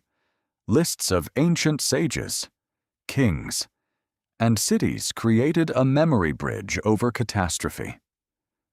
They allowed later scholars to claim that their knowledge did not begin yesterday. It came from a deep past where gods and humans were closer. The Apkallu also complicate the meaning of forbidden wisdom. In many cultures, knowledge is not automatically good. It can heal, protect, rule, and reveal. It can also endanger. Ritual knowledge can drive away demons, but only if handled correctly. Omen knowledge can warn a king, but it can also fill the palace with fear.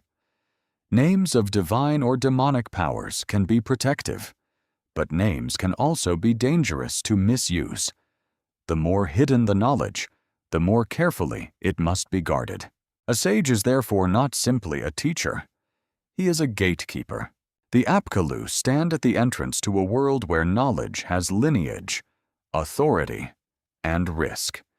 They are not modern scientists in ancient costume. They belong to a sacred knowledge system where ritual, myth, cosmic order, and practical expertise were intertwined. Their wisdom could include skills of civilization, but also secret lore, purification, incantation, and temple learning. What would it mean to receive knowledge from such a being? It would mean the human world is not self-sufficient. Cities, kingship, writing, rituals, and laws may exist because divine or semi-divine wisdom once crossed into human hands. This is a profound claim. It makes civilization a gift, but also a responsibility. If knowledge came from beyond ordinary humanity, then forgetting it is not merely ignorance, it is betrayal. This fear of forgetting runs through the entire Mesopotamian imagination.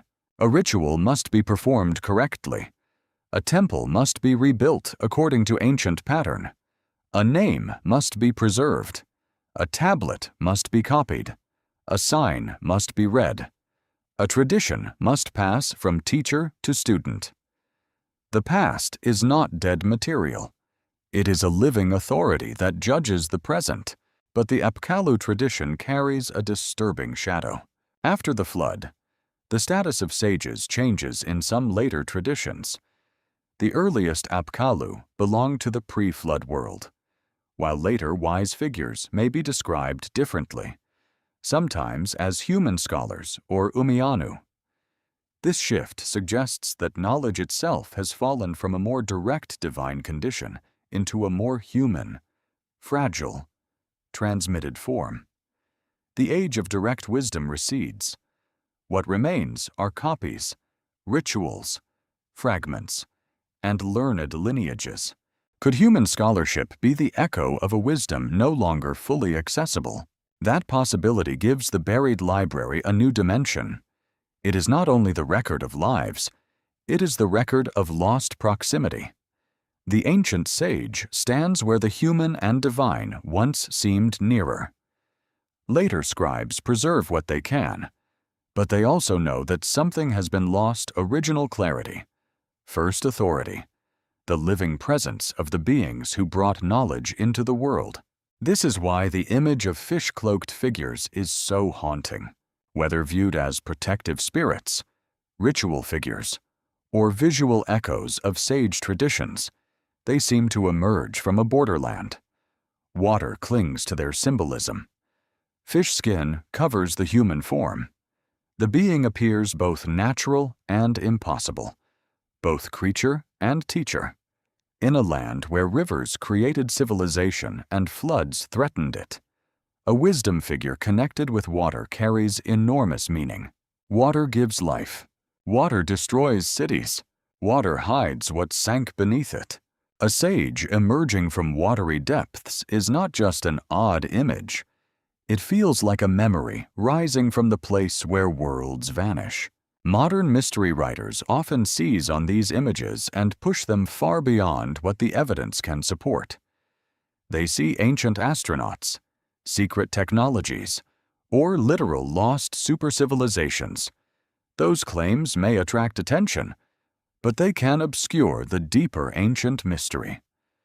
The Mesopotamian texts themselves are already profound. They show a civilization asking where knowledge comes from, how it survives disaster, and who has the right to carry it. The Apkallu do not need to be turned into machines or aliens to be extraordinary. They are extraordinary because they reveal an ancient fear that humanity is living on inherited wisdom whose source has partly disappeared. Think of a clay tablet copied from an older tablet, which was copied from another, and another, until the first original is gone. The student sees the signs. The teacher explains the tradition. The ritual continues. But somewhere behind the chain stands an unreachable beginning. The first voice is missing. The first tablet is lost.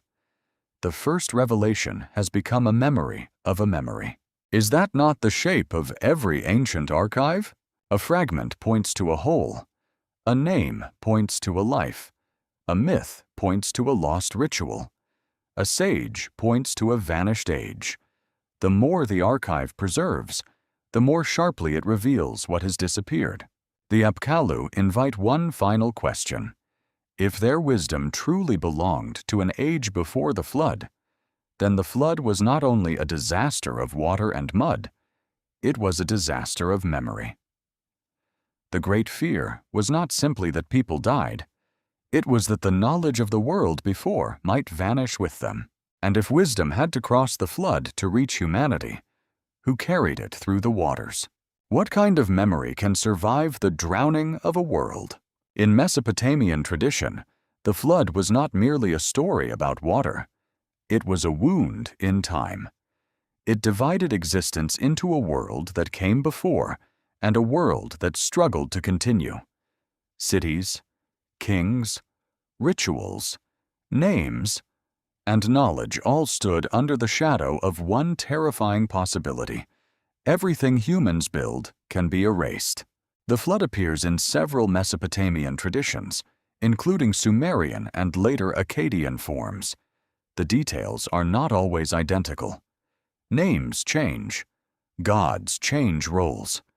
The shape of the story shifts as scribes copy, translate, and rework inherited material.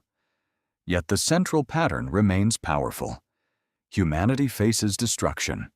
A warning is given. A chosen survivor preserves life. A vessel carries the future through chaos. When the waters recede, the world must begin again. But what exactly was saved? The obvious answer is life. Human life. Animal life. The fragile seed of continuation. Yet beneath that answer lies another possibility. The flood story is also about the survival of memory. A body can live and still forget the world that came before. A family can continue and still lose its ancestral knowledge. A city can be rebuilt and still never recover its first sacred names. So the flood asks a deeper question. Can civilization survive if its memory dies? In Sumerian tradition, a flood appears in connection with the figure often called Ziusudra, a king or pious survivor who receives divine warning and survives the catastrophe. In later Akkadian versions, especially in the Atrahasis tradition and in the flood episode within the Epic of Gilgamesh, the survivor is known by other names, including Atrahasis and Utnapishtim. These are not identical stories copied without change.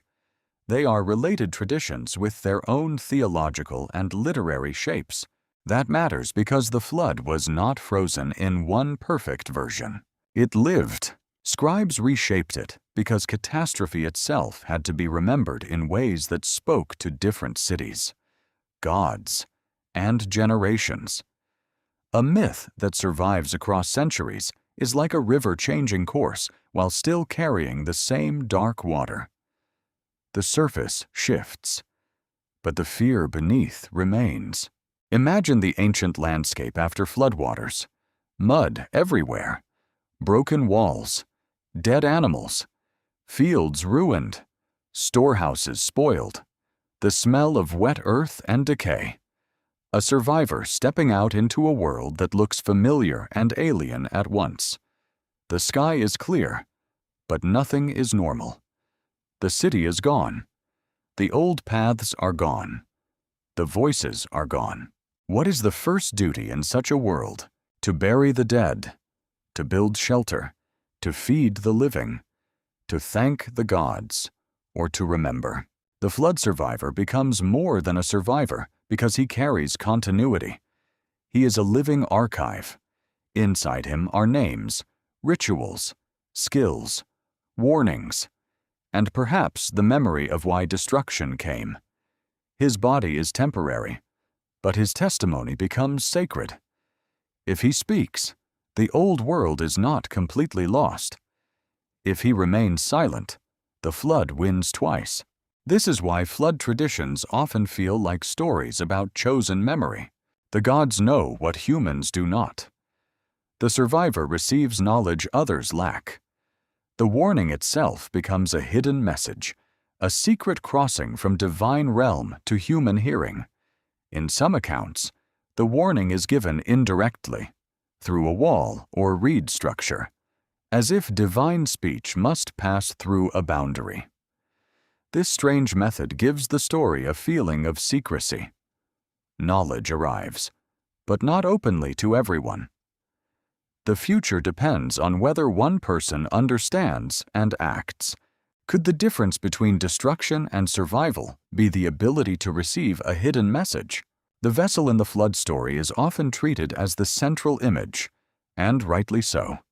It carries life over the waters of uncreation. But symbolically, It carries more than bodies. It carries order through disorder. It is a floating storehouse of the future. Every creature inside it becomes a promise that the world can be restored. And yet, the flood does not simply reset the world. Something is lost forever. The pre-flood world in Mesopotamian imagination often appears distant, immense, almost impossible. Kings before the flood may be given reigns of extraordinary length in certain traditions.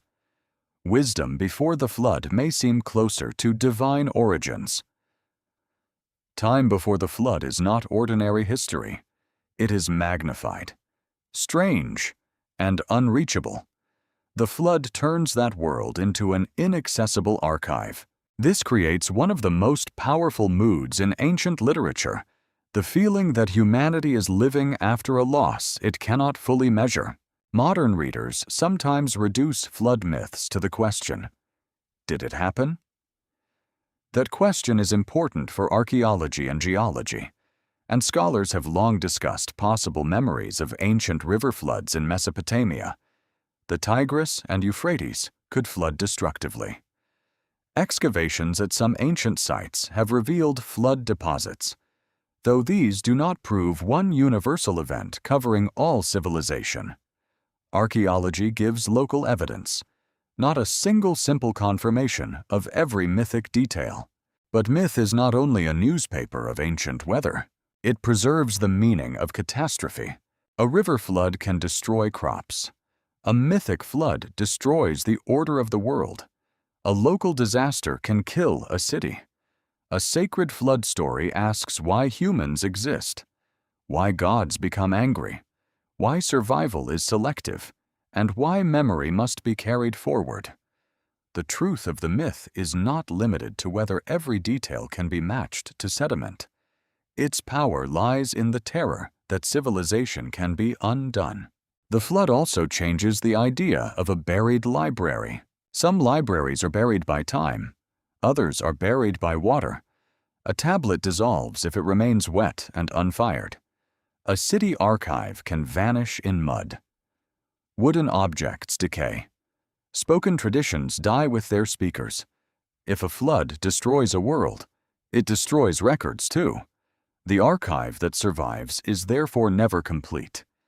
It is what escaped. That means every post-flood tradition is haunted by missing tablets. What teachings were lost? What names were never copied? What rituals were remembered incorrectly? What songs disappeared with singers? What maps, measurements, omens, and lineages sank into mud? The survivor preserves enough to continue, but not enough to restore everything. The new world begins with fragments. This may explain why Mesopotamian scribes cared so deeply about lists of kings, sages, cities, and ancient knowledge. Lists stitch time back together. They create order where catastrophe has torn the fabric. A king list can say there was a before, there was a flood, there was an after. A sage tradition can say wisdom crossed the break. A myth can say destruction happened, but memory survived. Still, the flood story contains a difficult spiritual tension. If the gods sent or allowed destruction, then divine knowledge is not automatically comforting. The same realm that warns the survivor may also decree the disaster. The hidden message saves, but only after judgment has already been set in motion. This makes the divine archive frightening. It may contain mercy, but it may also contain decisions humans cannot appeal. The survivor listens because the alternative is oblivion. Picture him not as a triumphant hero, but as a burdened witness. He has lived because he heard what others did not. He carries life, but also grief. He remembers faces that will never return. He knows that survival is not innocence. It is responsibility. The world after the flood depends on what he preserves, teaches, rebuilds, and warns. and that leaves the ancient mystery unresolved.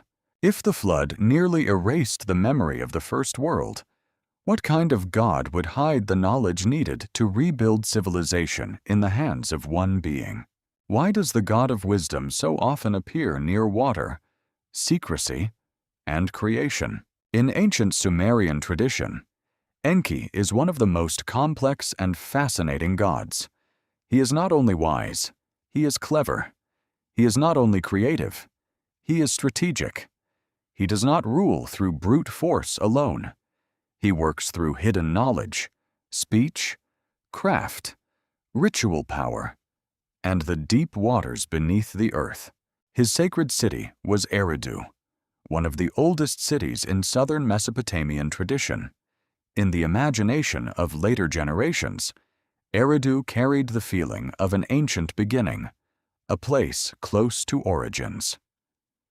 There, Enki was connected with the Abzu, the subterranean freshwater deep. This was not the salt sea of chaos, but the hidden water below the world, the life-giving source that fed springs, rivers, and fertility. The image is powerful. Beneath the visible land lies water. Beneath ordinary life lies knowledge. Beneath human history lies a secret beginning. Enki's wisdom is therefore not dry and distant. It is deep, flowing, hidden, and dangerous. It rises when needed, but it is never fully exposed. He is the God who understands how things work beneath the surface. He knows the patterns that hold civilization together. He knows creation, magic, purification, language, and divine order. When myths need a god who can solve an impossible problem, Enki often appears, but his help is not always simple. Enki is a benefactor of humanity in many traditions. He can protect humans from divine destruction. He can guide creation. He can release knowledge. Yet he also belongs to the world of gods, not to modern ideas of perfect moral clarity. His actions can be subtle, indirect, even ambiguous. He may save, but through riddling speech, he may create. But creation itself may place humans under obligation. He may share wisdom, but wisdom comes with consequences. Could hidden knowledge save humanity and bind humanity at the same time? This question stands at the center of Enki's mystery. In Mesopotamian creation traditions, humans are often formed to relieve the gods of labor. The details vary across texts and languages, but the theme is striking. The gods require service. Humans are made to work, maintain temples, provide offerings, cultivate the land, and participate in the ordered world. This is very different from modern spiritual stories that place human happiness at the center of creation. The Mesopotamian view is older, harsher, and more transactional. Human life is a gift, but not a free gift. It comes with work. It comes with duty. It comes with the burden of serving powers greater than oneself. Enki's role in such stories is unsettling because he does not merely explain humanity. He helps make humanity possible. He is tied to the wisdom that shapes living beings from raw material and places them inside a cosmic system. If humanity is created through divine intelligence, then every human life begins inside a design it did not choose. What if the record of a life begins even before birth, in the purpose assigned to humanity itself? The ancient texts do not say that Enki keeps a modern book of every soul. That would be an unsupported claim, but they do present him as a keeper and distributor of powerful knowledge. He understands the hidden laws by which life, civilization, ritual, and divine authority function. In that sense, Enki stands near the idea of the secret archive. He does not simply know facts. He knows the deep instructions. This becomes especially clear in stories involving language and cultural order. Language is not merely communication. In the ancient world, speech could command, bless, curse, create, and transform. A spoken formula could be ritual action. A divine word could establish reality. A name could call presence. A command could reshape destiny. Enki's wisdom includes this power of meaningful speech. A hidden archive does not need shelves if it exists in divine knowledge. It can exist as decrees, names, powers, rituals, and words that make things happen.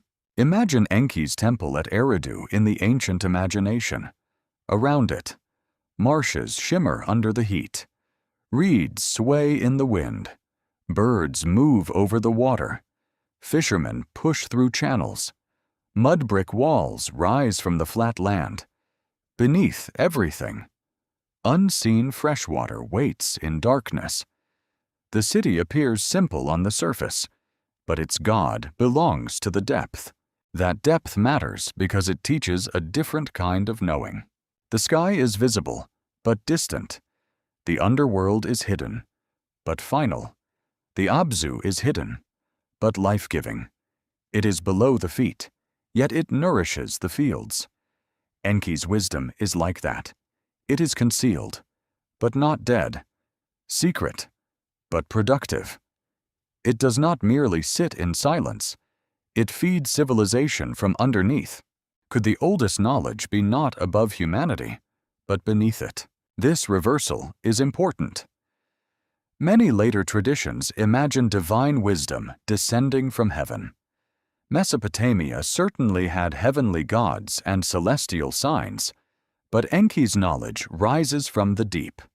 It suggests that origins are not only found by looking up at stars, but by looking down into foundations, waters, mud, and the invisible sources of life.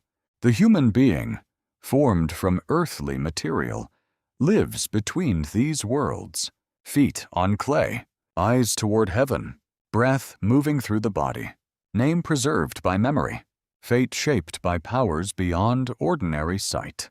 Enki's mystery is that he seems to know how all these layers connect. In the story often known as Enki and the World Order, Enki assigns functions, blesses cities, organizes lands, and establishes roles in the civilized cosmos. The text is mythic, not administrative history. Yet it reveals a profound ancient idea: civilization is not random.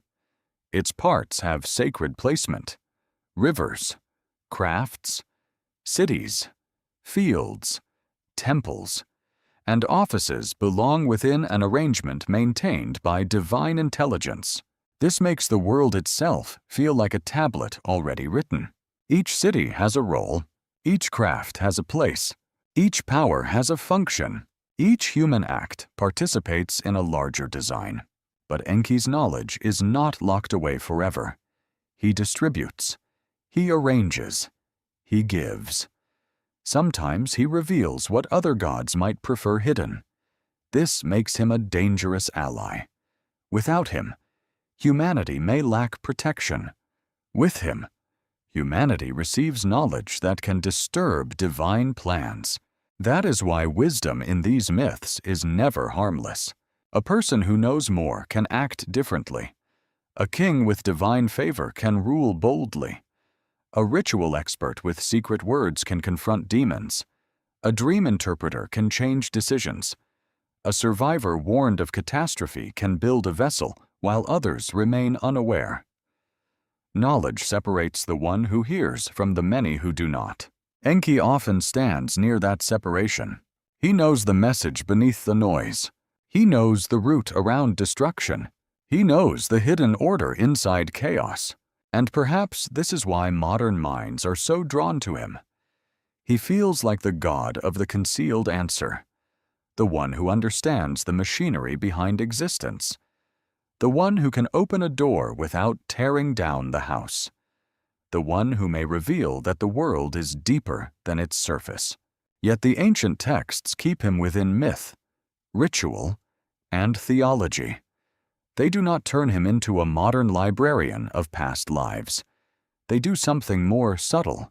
They place wisdom at the root of creation and show that civilization depends on powers humans can receive. Use, misuse, forget, or lose. This leaves a troubling possibility. If Enki knows the hidden design of civilization, then the archive of human life may not be a passive record at all. It may be a set of powers, roles, names, and sacred instructions that shape what life can become before anyone lives it. And those powers had a name that remains one of the strangest ideas in Sumerian thought. What were the mysterious me?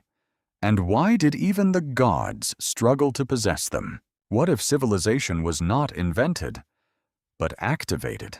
In Sumerian thought, there is a mysterious word that resists easy translation me. These were not simple laws, not ordinary objects, and not exactly moral commandments. They were sacred powers, divine ordinances, cultural patterns, or cosmic principles that made organized life possible. The me belonged to the world of gods, yet they shaped the human world. They gave form to kingship, priesthood, music, craft, sexuality, warfare, wisdom, lamentation, judgment, and the arts of civilization. The idea is strange because it suggests that civilization has invisible components. A city is not only walls, streets, canals, and temples. A city also needs authority. It needs ritual. It needs music. It needs justice. It needs sexual order and social roles. It needs scribes, craftsmen, priests, rulers, and mourners. It needs powers that cannot be held like bricks, but without them, the bricks do not become a city. The me are one of the most powerful ways the Sumerians imagined this invisible structure. They are not described as abstract philosophy in the modern sense. They appear in myths as things possessed, transferred, guarded, and carried. This gives them a physical feeling, even when their meaning is not physical. They are like divine programs running beneath civilization, sacred codes that allow human society to function. But if the me can be possessed, then they can also be lost. That is where the mystery sharpens. In the myth often called Inanna and Enki, Inanna visits Enki at Eridu through a dramatic and almost playful sequence involving feasting, intoxication, divine generosity, and cunning movement. Inanna obtains the me and carries them away to her city, Uruk. Enki later realizes what has happened and tries to recover them. Inanna's boat is pursued, but the powers reach Uruk, enriching her city with the divine forces of civilization. This story is not a simple theft tale. It is a myth about power moving from one sacred center to another. Eridu, associated with ancient wisdom and Enki's deep knowledge, becomes the source. Uruk, associated with Inanna's force, splendor, sexuality, and kingship, becomes the receiver. The me travel like a hidden archive loaded onto a divine boat. What kind of archive can be transported without being written down? The answer lies in the nature of the me. They are not tablets in the ordinary sense. They are not stored biographies of individual lives. They are the conditions that make certain kinds of lives possible. A king can only be a king because kingship exists as a sacred power. A priest can only serve because priesthood has a place. A musician can only perform within a world where song is recognized. A judge can only judge because judgment is part of the ordered cosmos. The me are less like records of what happened, and more like the deep rules that allow anything meaningful to happen. This makes them central to the idea of a buried library of life. A life is not only a sequence of events, it is lived inside structures already present: language, gender, family, work, ritual, law, memory, authority, grief, desire, death. The me are mythic expressions of such structures. They suggest that every human role is supported by something older than the person occupying it. Could your life be partly written by powers that existed long before your birth? The ancient Sumerians would not have phrased it in modern psychological language, yet their myths recognize something profound. Humans are born into patterns they did not create. A child enters a city already full of names, gods, duties, ranks, songs, taboos, expectations, and rituals. The self awakens inside an inherited order. The me are a sacred way of saying that culture itself has hidden foundations. This is why the story of Inanna carrying the me to Uruk feels so alive. Picture the goddess moving through the waters, her boat heavy with divine powers. Behind her, messengers pursue. The city waits without knowing how deeply it is about to change. When the me arrive, Uruk is not merely decorated, it is empowered. The city receives the instruments of civilization, but not all of them are gentle. This is important. The me include beautiful and terrifying things. They are not a list of virtues only. They can include truth, falsehood, wisdom, fear, battle, lovemaking, lamentation, and authority. Civilization itself is not pure comfort. It contains song and violence, law and oppression, beauty and grief, marriage and war, craft and domination. The Sumerian imagination was honest enough to see that the ordered world includes forces humans both need and suffer under. What if the archive of civilization contains the wound and the healing in the same chamber? This is where modern interpretations must be careful. It is tempting to call the me ancient computer codes or spiritual technologies. Such phrases can be evocative, but they risk replacing the ancient idea with modern fantasy. The me are better approached as sacred cultural powers, mythic categories through which Sumerians imagined the divine ordering of life. They do not prove a hidden machine behind reality. They reveal a civilization thinking deeply about how the visible world depends on invisible authority. And yet the metaphor of code is understandable. A code does not look like the thing it creates. A few lines can shape a whole system. A hidden rule can produce visible behavior. The me function in myth somewhat like that. They are unseen principles whose effects appear everywhere. The throne, the temple song, the ritual office, the battle cry, the marriage bed, the scribe's tablet, the judge's verdict, all are visible expressions of deeper powers. But who controls these powers? Inanna's acquisition of the Emmy is thrilling because it suggests that sacred order is not static. It moves. It can be negotiated, transferred, contested, and embodied by different cities. Divine knowledge is not simply stored in one place forever. It circulates through mythic conflict. Cities compete not only for land and trade, but for sacred prestige. To possess the me is to possess a claim about civilization itself. Uruk becomes powerful not only because of walls, trade, or rulers, but because myth says divine powers arrived there. This reveals how myth and politics can intertwine. A story about gods can elevate a city. A list of divine powers can explain cultural importance. A sacred transfer can become a memory of prestige. The myth is not a literal shipping manifest of cosmic objects. It is a theological imagination of how power belongs somewhere. Still, the question of reach remains. How would a human approach the me? Not by opening a secret vault and reading every life. A human approached these powers by participating in the forms they created. The king approached kingship by ruling through ritual legitimacy. The scribe approached wisdom by mastering signs. The lamentation priest approached sacred grief through trained song. The craftsperson approached divine order through skill. The community approached civilization by living within its inherited powers. The me are reached by enactment. To live a role is to touch the power behind it. This makes every human life a kind of performance inside a sacred pattern.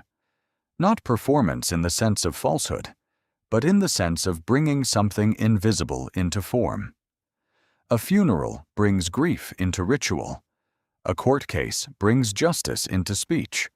A hymn brings devotion into sound. A written tablet brings memory into clay. A coronation brings kingship into a human body. The hidden archive is not only stored, it is performed. Yet the me also expose a frightening dependency.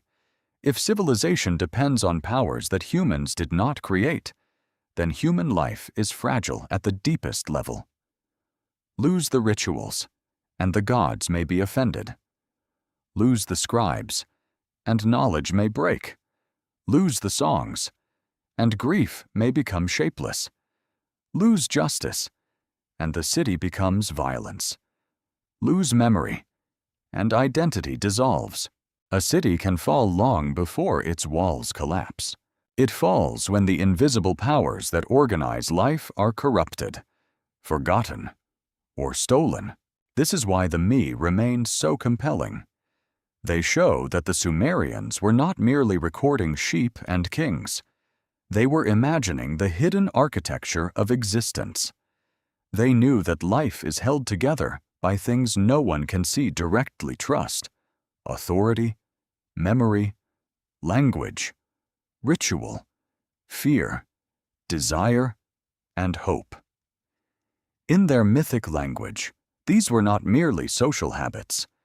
They were divine powers, and if civilization was built from invisible powers that could be read through rituals, roles, and myths, then another ancient question rises above the city walls. Could the sky itself also be read as a tablet? Could the heavens have been the largest tablet ever opened above humanity? In Mesopotamia, the sky was not empty space. It was a vast field of signs: the movement of planets, the phases of the moon, the appearance of eclipses, the brightness of stars, the color of clouds, the direction of winds, and the timing of celestial events could all become meaningful. The heavens did not merely shine.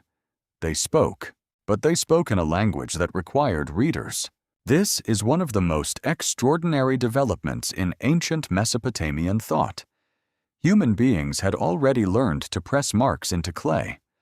They had learned to list animals, professions, cities, offerings, and divine names. They had learned to read omens in bodies, births, weather, dreams, and ritual events. Then the same habit of interpretation reached upward. The sky became a written surface, not because the stars formed cuneiform wedges, but because celestial order was believed to reveal messages from the gods. What if fate was not hidden underground, but spread across the night? Picture a priestly scholar standing on a roof in Babylon or another Mesopotamian city long after sunset. The day's heat has faded. The flat roofs are quiet. Lamps flicker below in courtyards. Above him, the moon hangs over the dark line of the horizon. He watches its shape, position, color, and timing. He does not look as a modern tourist looks, simply admiring beauty. He looks as a trained interpreter. The heavens may be announcing danger to the king, disease in the land, success in battle, flood, famine, rebellion, or divine displeasure. The sky is beautiful, but beauty is not its only power. It is legible. Mesopotamian celestial omen traditions became highly developed, especially in later Babylonian and Assyrian scholarship. Collections such as those known by the opening words Enuma Anu Enlil gathered observations and interpretations related to the heavens. These were not modern astronomy in the full scientific sense, but neither were they careless superstition. They required long observation, record-keeping, comparison, and disciplined interpretation. Over time, Mesopotamian scholars developed sophisticated methods for tracking celestial patterns. This is where history becomes fascinating. The same civilization that imagined divine messages in the heavens also made real advances in mathematical astronomy. Later, Babylonian scholars could predict lunar phenomena with remarkable skill. They recorded astronomical diaries, tracked planetary movements, and built systems that influenced later Greek astronomy. The motive was often tied to omen interpretation, calendrical needs, and royal concerns, but the result was a body of observational knowledge with lasting importance, so the sky held two worlds at once. For the ancient scholar, it was sacred communication. For the modern historian, it was also a record of careful observation. For the modern scientist, it shows an early stage in humanity's long attempt to understand celestial regularity. For the modern mystery seeker, it suggests something even more symbolic, that the universe may have appeared to ancient minds as an archive written in light. But again, caution matters. The Mesopotamians did not simply believe that every individual human life could be read directly from the stars, in the same way later popular astrology sometimes imagines personal horoscopes. There were forms of astral divination that developed over time, including concern for individual births in later periods. Yet much early celestial omen tradition focused heavily on the king, the land, the temple, crops, war, and collective fate. The sky was political, agricultural, religious, and cosmic. The heavens were not only about personal destiny, they were about the fate of order itself. This makes sense in a society where the king's body and the city's stability were linked symbolically. If an eclipse appeared, it could be terrifying not merely because the light changed, but because the change might signify danger to rulership. The sky could disturb the palace. The moon's shadow could create anxiety in the court. Scholars might advise rituals, protective measures, or substitute king rights in extreme situations. A celestial event could set human institutions in motion. Could a shadow crossing the moon change decisions on Earth? In the Mesopotamian world, yes. Not because the moon physically forced a king to act, but because meaning required response. A sign ignored could become disaster. A sign interpreted correctly could allow ritual action. The future might not be fully avoidable, but it could be negotiated, delayed, redirected, or ritually addressed. Knowledge of signs gave humans a way to participate in uncertainty. This is crucial. Divination was not passive fortune-telling. It was a system for managing danger. The scholar did not read the sky simply to satisfy curiosity. He read to warn, protect, advise, and maintain order. The omen was a bridge between divine knowledge and human response. It brought hidden decisions into visible form. It said something is moving beneath events, and the trained eye must notice. This turns the celestial archive into a living archive. A clay tablet preserves what has been written. The sky changes every night. Its signs move, vanish, return, repeat, and surprise. The moon waxes and wanes. Venus appears and disappears. Mars reddens. Saturn creeps slowly. Eclipses come rarely, creating fear through interruption. The sky is both stable and unstable, both predictable and ominous. What kind of writing rewrites itself every night? The ancient observer knew patterns mattered. Regularity itself was sacred. The gods did not create a meaningless dome of lights. Celestial order allowed calendars, festivals, agriculture, and ritual timing. Yet irregularity or rare alignment could signal warning. The sky taught both confidence and dread. It showed that the world had order, but also that order could be interrupted. A modern viewer under city lights may forget how overwhelming the ancient sky must have been. Without electric glow, the stars filled the night with terrifying clarity. The Milky Way stretched like a pale river. Planets moved against the fixed stars like wandering powers. The moon governed darkness with changing faces. To live beneath such a sky was to live beneath a visible mystery. No wonder it became readable. Human beings are pattern-making creatures. But Mesopotamian scholars did more than casually see shapes. They created systematic traditions of observation and interpretation. They wrote down what happened in the heavens and what happened on earth. They compared celestial signs with political events, disasters, harvests, and royal fortunes. This is how the sky entered the archive, not only through myth, but through repeated record-keeping. The heavenly tablet was copied onto clay. That reversal is beautiful. The sky may have been imagined as a divine text, but humans still needed earthly tablets to remember its signs. A lunar eclipse seen by one generation could inform scholars in another. A planetary appearance could be listed. A pattern could be preserved. The heavens wrote in light, and the scribes translated light into clay, yet interpretation always carried uncertainty. A sign might have multiple meanings. Context mattered.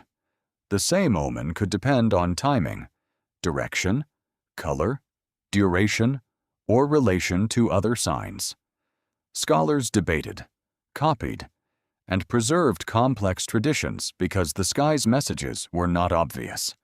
Divine writing required human learning. This means the hidden archive was never simply handed over. It had to be worked for. A person could look up and see stars. A trained scholar could look up and see warnings, calendars, gods, kingship, and the invisible pressure of fate. The difference was not eyesight. It was initiation into a tradition of reading. The celestial archive was open to all eyes, but not to all understanding. That may be one of the most profound truths in Mesopotamian knowledge. Hidden things are not always hidden because they are physically concealed. Sometimes they are hidden because people do not know how to read what stands directly before them. A tablet is meaningless to the illiterate. A dream is meaningless without interpretation. A ritual is meaningless without tradition. A star is merely a star until a culture gives it a place in a network of signs. So what does the sky reveal about every life? It reveals that the individual is not isolated. A person is born into cycles larger than the body lunar months, seasonal rhythms, royal years, divine festivals, agricultural time, planetary movements, and omens interpreted by experts. Life unfolds under a cosmic clock. Human memory is local, but celestial time is vast. This could be comforting or frightening. Comforting because the universe is ordered. Frightening because that order may contain decrees humans cannot control. The sky as written memory suggests that fate is not sealed in one hidden room. It may be distributed across Earth, dream, ritual, underworld, clay, and stars. To reach it, one must learn different forms of reading. The scribe reads tablets. The diviner reads signs. The dream interpreter reads images. The ritual specialist reads danger. The astronomer priest reads the night. But if the heavens could reveal the fate of kings and lands, what happened when earthly scribes tried to write the entire sequence of kingship itself? What kind of list begins with kings who rule for tens of thousands of years? Among the most famous and puzzling documents from ancient Mesopotamia is the Sumerian king list. It is not a simple chronicle. It does not behave like a modern history book. It begins in a world that feels almost mythic, where kingship descends from heaven and reigns last for impossible spans of time. Then comes the flood. After the flood, kingship descends again, and the list continues through cities, dynasties, rulers, victories, transfers of power, and political memory. At first glance, it looks like a record. Then it becomes a problem. The early reign lengths are so enormous that no historian reads them as ordinary biological lifespans. Some rulers are assigned thousands or even tens of thousands of years. The list names cities such as Eridu, Bad Tabira, Larak, Sippar, and Shuruppak in the pre-flood sequence in certain versions. Then the flood interrupts the world. Kingship is renewed. Time begins again in a different register. Why would ancient scribes write history this way? One answer is that the king list was not trying to be history in the modern sense. It was a political and theological document. It presents kingship as a divine institution that moves from city to city. At any given moment, legitimate rule belongs somewhere. Power is not merely seized by human ambition. It descends, transfers, and rests under cosmic authorization. The list arranges the past into a single line of authority, even though real Mesopotamian history was far more complicated, with overlapping rulers, rival cities, local dynasties, conflicts, alliances, and regional variation. The list simplifies the past to make a claim about order. That is what makes it so revealing. A modern reader may ask, did these kings really rule that long? But an ancient political imagination may have been asking a different question. Where did legitimate kingship belong? And how can the present be connected to the first descent of authority from heaven? The king list is therefore not just a record of rulers. It is an attempt to write destiny into political time. Picture a scribe copying the list onto clay. His hand moves through names that belong to different ages. Some names may echo real rulers known from other sources. Some belong to legendary or semi-legendary memory. Some reign lengths seem impossible. Some dynasties compress complexity into a neat succession. The tablet does not merely preserve the past. It edits the past into sacred sequence. Could a list become a weapon? Yes. Lists can look neutral, but they are powerful. To include a king is to place him inside memory. To exclude another is to cast him into shadow. To say kingship moved from one city to another is to create a theology of political legitimacy. The list does not only remember rule, it ranks it, organizes it, and explains it. This is why the Sumerian king list matters to the mystery of the buried archive. It shows that ancient writing could do more than record what happened.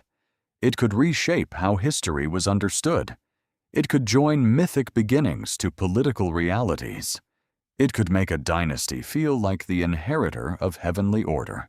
But there is another unsettling feature. The flood sits inside the list like a blade. Everything before it belongs to a strange time. Everything after it belongs to the human world, more recognizable to historians. The flood does not merely interrupt the list. It divides the logic of time itself. The pre-flood kings are immense, distant, almost unapproachable. The post-flood rulers still may have exaggerated reigns in places, but they begin to move closer to political memory. What if the king list preserves not only rulers, but a change in how time was imagined? Before the flood, time is vast and mythic. After the flood, time is damaged, shortened, more human. This pattern is not unique to Mesopotamia. Other ancient traditions also imagine earlier ages as greater, longer lived, more powerful, or closer to divine beings. Such comparisons must be made carefully, because each culture has its own language and purpose. But the pattern is worth noticing. Human beings often imagine the past as both origin and loss. The earliest time is not simply primitive. It is larger, stranger, and nearer to sacred power. The king list gives that feeling administrative form. It does not tell a story with scenes and dialogue. It gives names, cities, numbers, and transfers. That cold format makes the impossible reigns even more eerie. A myth with impossible events is expected to sound wondrous. A list with impossible numbers feels like a record from a world whose rules no longer apply. This is why the document has fascinated both scholars and mystery seekers. Scholars examine its manuscripts, political context, textual variants, historical layers, and relationship to known rulers. They ask how it was used, copied, and shaped by scribal tradition. Mystery writers sometimes treat the long reigns as literal evidence of lost beings, pre-human kings, or hidden technologies. That leap goes beyond the evidence. The list itself does not prove that immortal rulers governed ancient cities for tens of thousands of years. But it does prove that Mesopotamian scribes preserved a vision of kingship that reached beyond ordinary history. That vision is powerful enough. It says kingship is older than memory. It says political order descends from heaven. It says catastrophe interrupts but does not end divine authority. It says history can be organized into sacred sequence. And perhaps most importantly, it says that a civilization can imagine itself as living inside a chain that began before the present world fully took shape. The king list is not only about kings, it is about continuity. The cities named in the list become stations of sacred authority. Eridu, with its aura of ancient wisdom. Bad Tibira, associated in tradition with early kingship. Sippar, connected with the sun god in later Mesopotamian religious geography. Shuruppak, linked with flood memory. Kish, Uruk, Ur, Awan, Hamazi, Adab, Mari, Akshak, and others appear in post-flood sequences depending on version and period. The geography of kingship becomes a moving map of legitimacy. Each city receives kingship. Each city loses it. No city holds forever. That is a profound political lesson. Power is sacred, but unstable. A ruler may claim divine favor, yet his city can fall. A dynasty may appear eternal, yet another city rises. The list gives order to succession, but the order itself is restless. Kingship travels like a flame passed from altar to altar. Could this be why the list feels both proud and anxious? It glorifies kingship, but it also shows that no human holder of kingship is permanent. Even heavenly authority moves through mortal hands. The institution descends from above, but the men who bear it return to dust. Their only defense is inscription. A king without a place in the list is vulnerable to oblivion. A king within the list becomes part of a cosmic memory. This helps explain why ancient rulers cared so deeply about names, monuments, and official records. They were not simply vain. They lived in a world where memory and legitimacy were inseparable. To be remembered correctly was to remain inside order. To be forgotten, erased, or excluded was to fall outside the meaningful chain. The king list also exposes the limits of the archive. It presents a clear sequence, but historians know the real past was messier. Some cities ruled simultaneously. Some rulers known from other evidence do not fit neatly. Some reign lengths are symbolic, exaggerated, or shaped by tradition. The list preserves memory, but not transparently. It is a crafted memory, not a neutral window. This matters because every ancient archive has a voice and an agenda. A ration tablet tells us who received grain, but not the full social experience of hunger. A hymn praises a god, but not every private doubt. A royal inscription celebrates victory, but not the suffering of the defeated. A king list organizes rulers, but not the full complexity of life on the ground. The buried library is never just found. It must be interpreted, and interpretation requires humility, because a tablet can tell the truth in one way while distorting it in another. The king list is truthful as evidence of ancient political imagination, scribal tradition, and ideas of kingship. It is not truthful as a literal modern chronology from the beginning of civilization. Its value lies in the tension between record and myth. That tension is exactly what makes it unforgettable. A list should be dry. This one opens with heaven. A chronology should organize time. This one breaks time with a flood. A political document should stabilize authority. This one reveals that authority never stops moving. The king list is a buried memory of rulership, but it is also a warning. No reign lasts forever. No city owns destiny forever. No name survives unless something carries it. And if even kings needed scribes to preserve their place in the chain of time, who preserved the older stories when Sumer itself became a memory inside later empires. What happens when a civilization becomes ancient, even to the people who inherit it? By the time the Assyrian king Ashurbanipal gathered his famous collection of tablets at Nineveh in the 7th century BCE, Sumer was already a deep memory. The Sumerian language had long ceased to be the everyday spoken language of ordinary people. Yet it had not disappeared. It lived in temples, schools, rituals, hymns, lexical lists, and scholarly tradition. It became a sacred and learned language, preserved by scribes who studied it as a doorway into the prestige of the ancient past.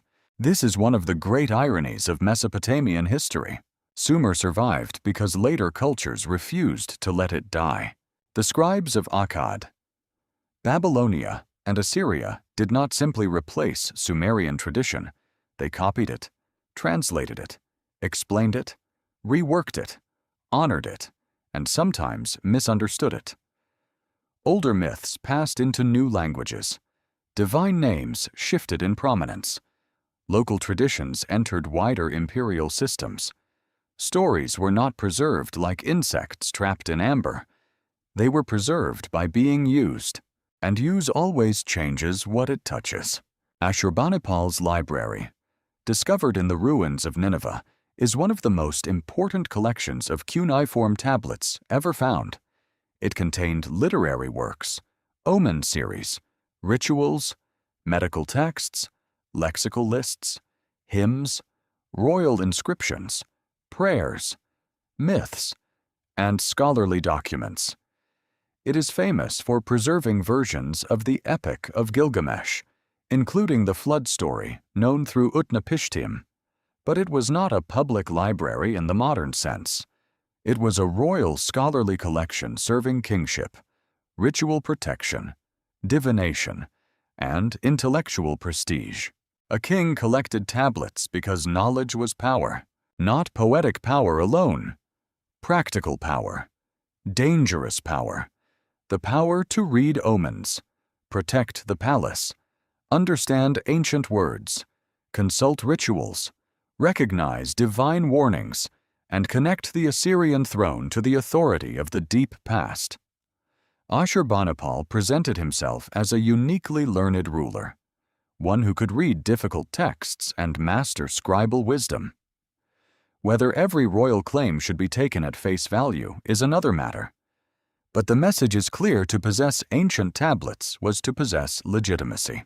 Why would an empire at the height of military power care so deeply about old clay? Because armies can conquer cities, but archives conquer time. The Assyrian Empire ruled by force, organization, fear, administration, and spectacle.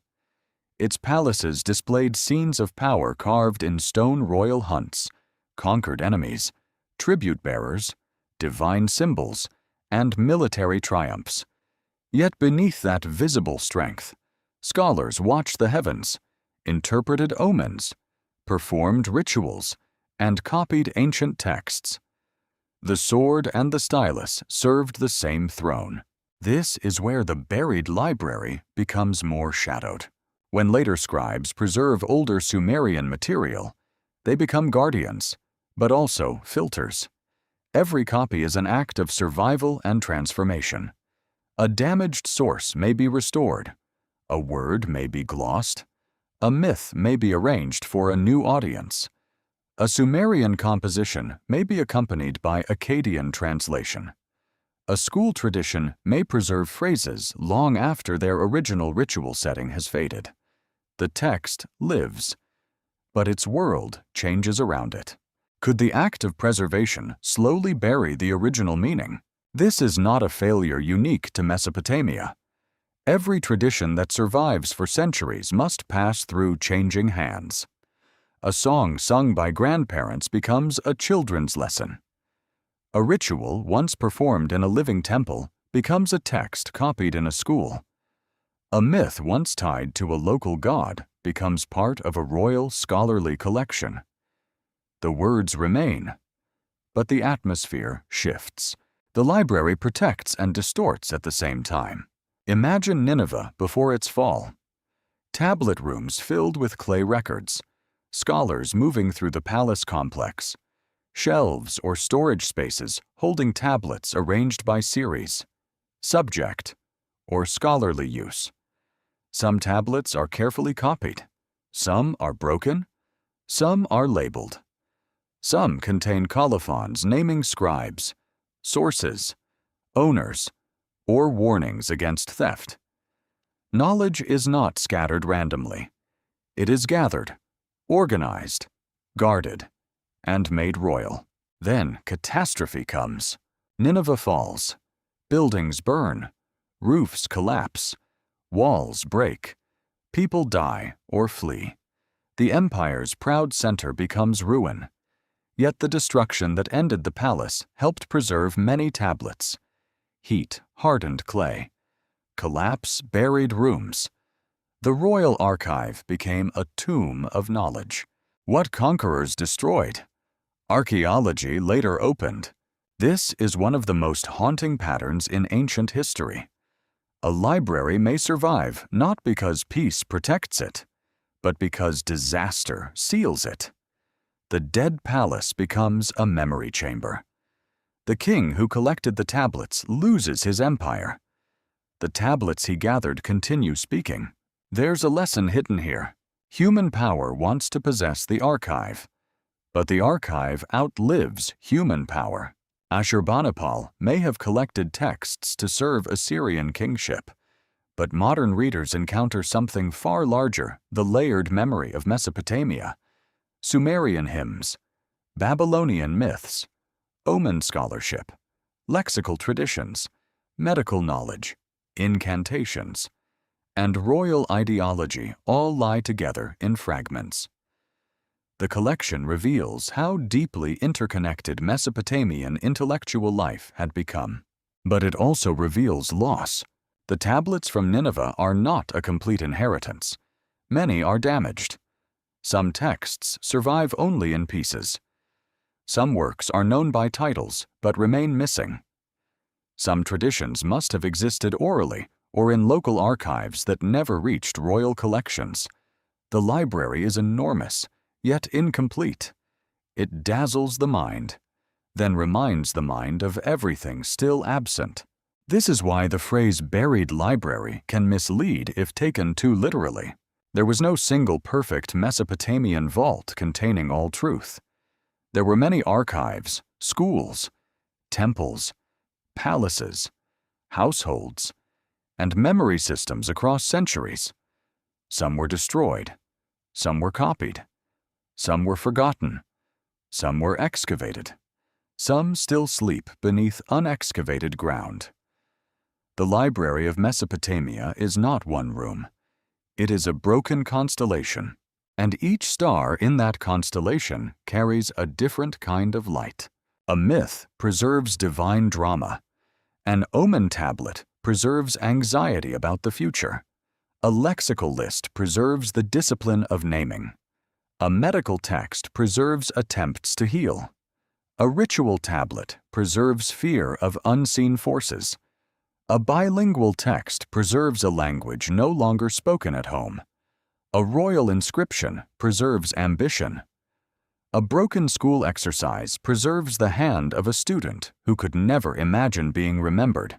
What if the greatest library is not the one that contains everything, but the one that reveals how much humanity tried to save? Ashurbanipal's shadow library stands at the edge of that question. It is shadowed because it preserves older worlds through later imperial hands. It is shadowed because it was found in ruin. It is shadowed because its tablets often speak with many voices at once: Sumerian origin, Babylonian scholarship, Assyrian power, modern reconstruction. To read such a library is to move through layers. The visible sign is only the surface. Beneath it is a copy. Beneath the copy is an older tradition. Beneath the tradition is a lost performance, ritual, teacher, or city. Beneath that may be a human fear that never changed the fear that knowledge will vanish unless someone writes it down. Yet one more transformation remains. When modern people hear about divine tablets, hidden records, cosmic memory, and ancient archives, they often connect Mesopotamian ideas to a very different concept: a universal record of every soul. But is that comparison insight, imagination, or a dangerous confusion? What happens when an ancient tablet is mistaken for a modern mystical mirror? One of the most common modern comparisons made around Mesopotamian record-keeping is the idea of the Akashic records. In spiritual and esoteric traditions, this phrase is often used to describe a universal field or cosmic archive containing the memory of every soul, every action, every thought, and every life. To many modern seekers, the comparison feels irresistible. Ancient Mesopotamia had divine tablets. It had tablets of destiny. It had scribes, gods of writing, sacred lists, dream interpretation, celestial omens, and a deep belief that hidden knowledge could shape human fate. So the question rises naturally: were the Sumerians describing the same thing? The careful answer is no. Not in any direct or proven way. The Akashic records, as modern audiences usually understand them, belong to much later esoteric, theosophical, and New Age frameworks. The word Akasha comes from Sanskrit traditions, where it has its own complex history and meanings related to space, ether, or subtle reality. The modern idea of a vast spiritual record accessible through mystical perception is not a Sumerian doctrine found on excavated tablets. Ancient Sumerian and Mesopotamian sources do not give us a teaching that every soul's entire journey is stored in a universal metaphysical library called by that name. But the comparison is not meaningless. It reveals something about the human imagination. Across cultures, people have often sensed that life should not vanish without witness. They have imagined gods who remember, heavens that record, books of judgment, tablets of fate, angels who write, ancestors who watch, and hidden realms where the truth of a life is known. These traditions are not identical, and they should not be collapsed into one universal system. Yet the repeated pattern is striking. Humanity keeps returning to the idea that existence leaves a trace. Why would so many cultures imagine that nothing is truly lost? Perhaps because memory is one of the most fragile things we possess.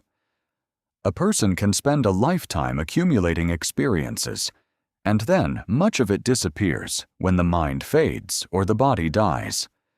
Family members preserve stories for a generation or two. Then details blur. A name may remain while the personality vanishes. A photograph may survive without the voice.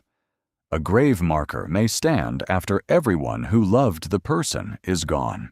Human life overflows its containers, so the imagination creates a greater container. For modern spiritual seekers, that container may be called the Akashic Records. For ancient Mesopotamians, the language was different tablets, decrees, lists, names, omens, divine knowledge, underworld order, temple archives, and cosmic signs. The overlap is symbolic, not historical proof. It lies in the shared intuition that reality may be more recorded than it appears. This distinction matters deeply. If we say, the Sumerians believed in the Akashic Records, we erase the Sumerians and replace them with a modern concept. We turn their gods into our metaphors. We pull their texts out of temples, cities, rituals, languages, and historical settings, then reshape them into something more familiar. That may feel exciting, but it makes the ancient world smaller. The real Sumerian world is stranger than the comparison.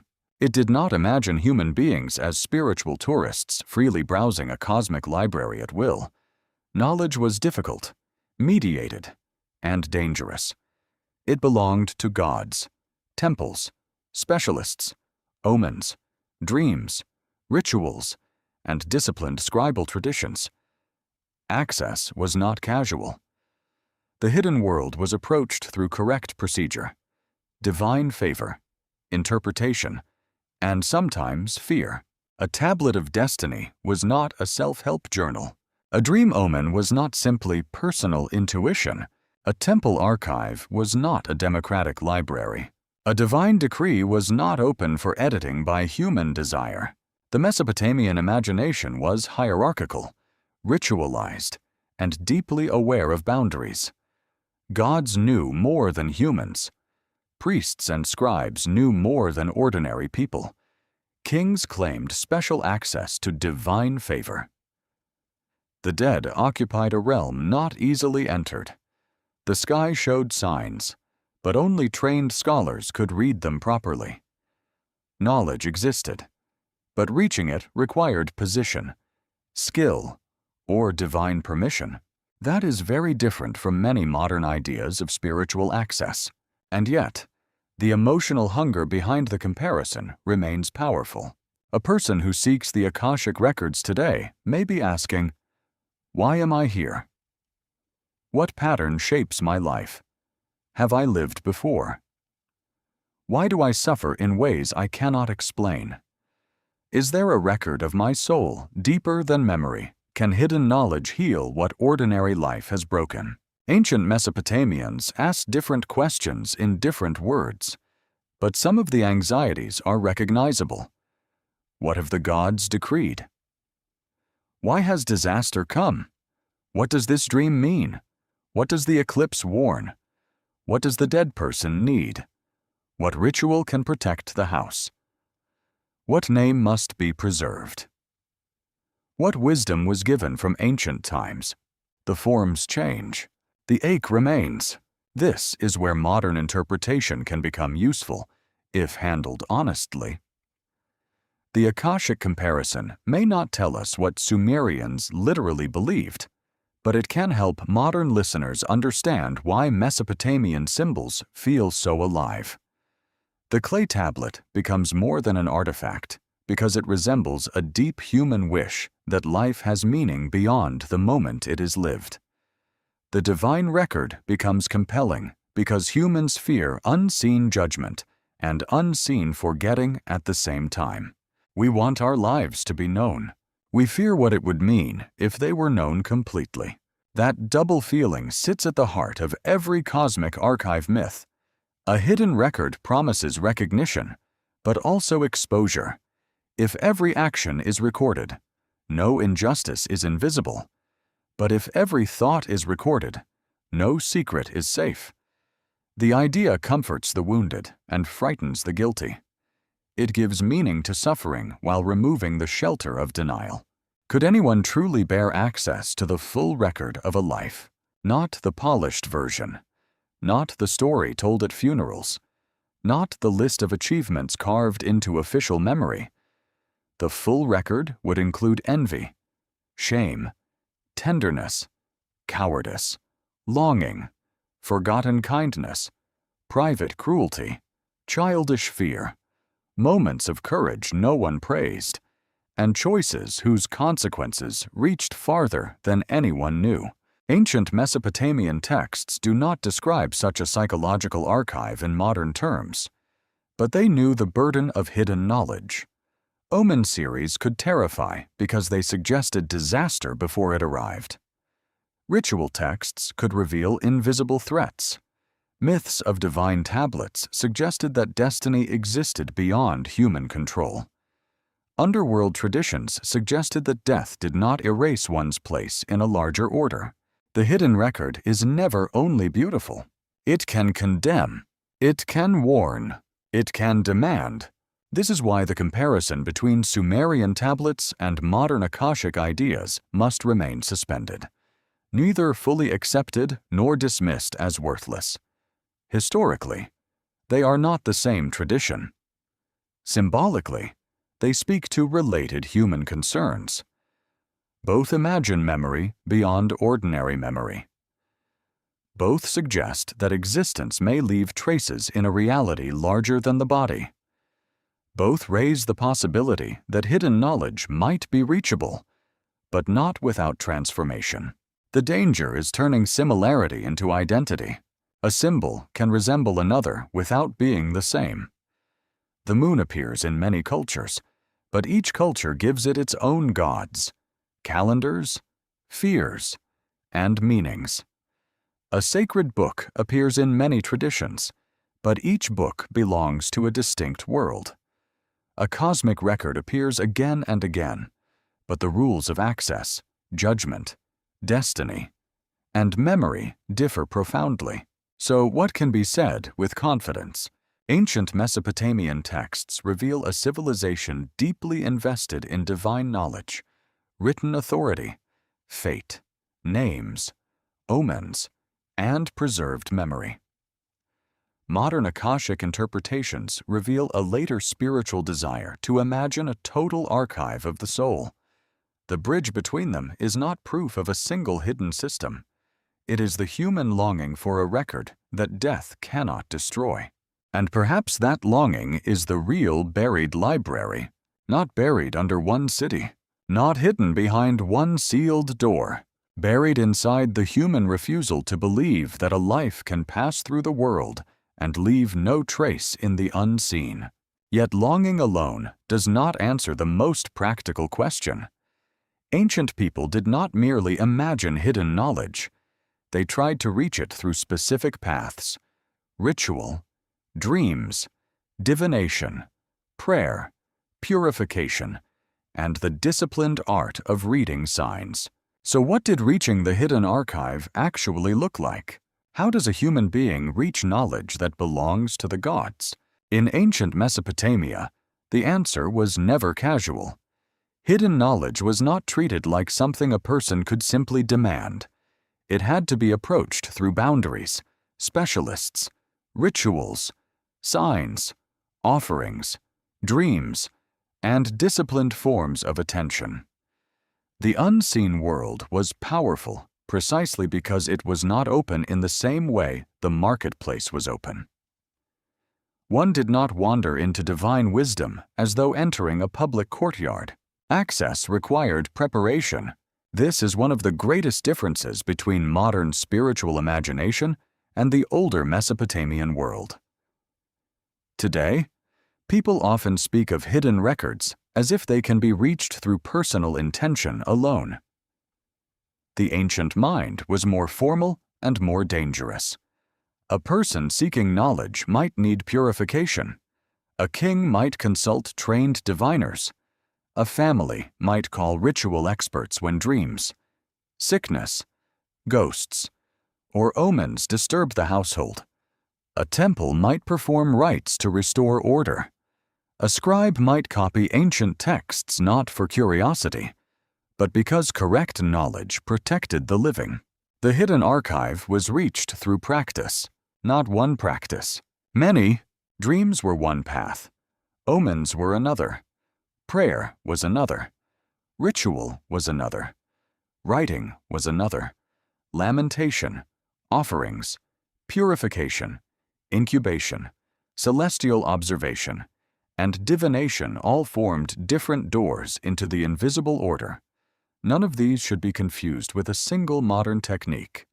They belonged to a world where gods, ancestors, demons, cities, kings, and cosmic signs were all woven into the fabric of life. Could every sign be a doorway if someone knew how to read it? That question may explain why Mesopotamian knowledge feels so immense. The hidden was not located in only one place.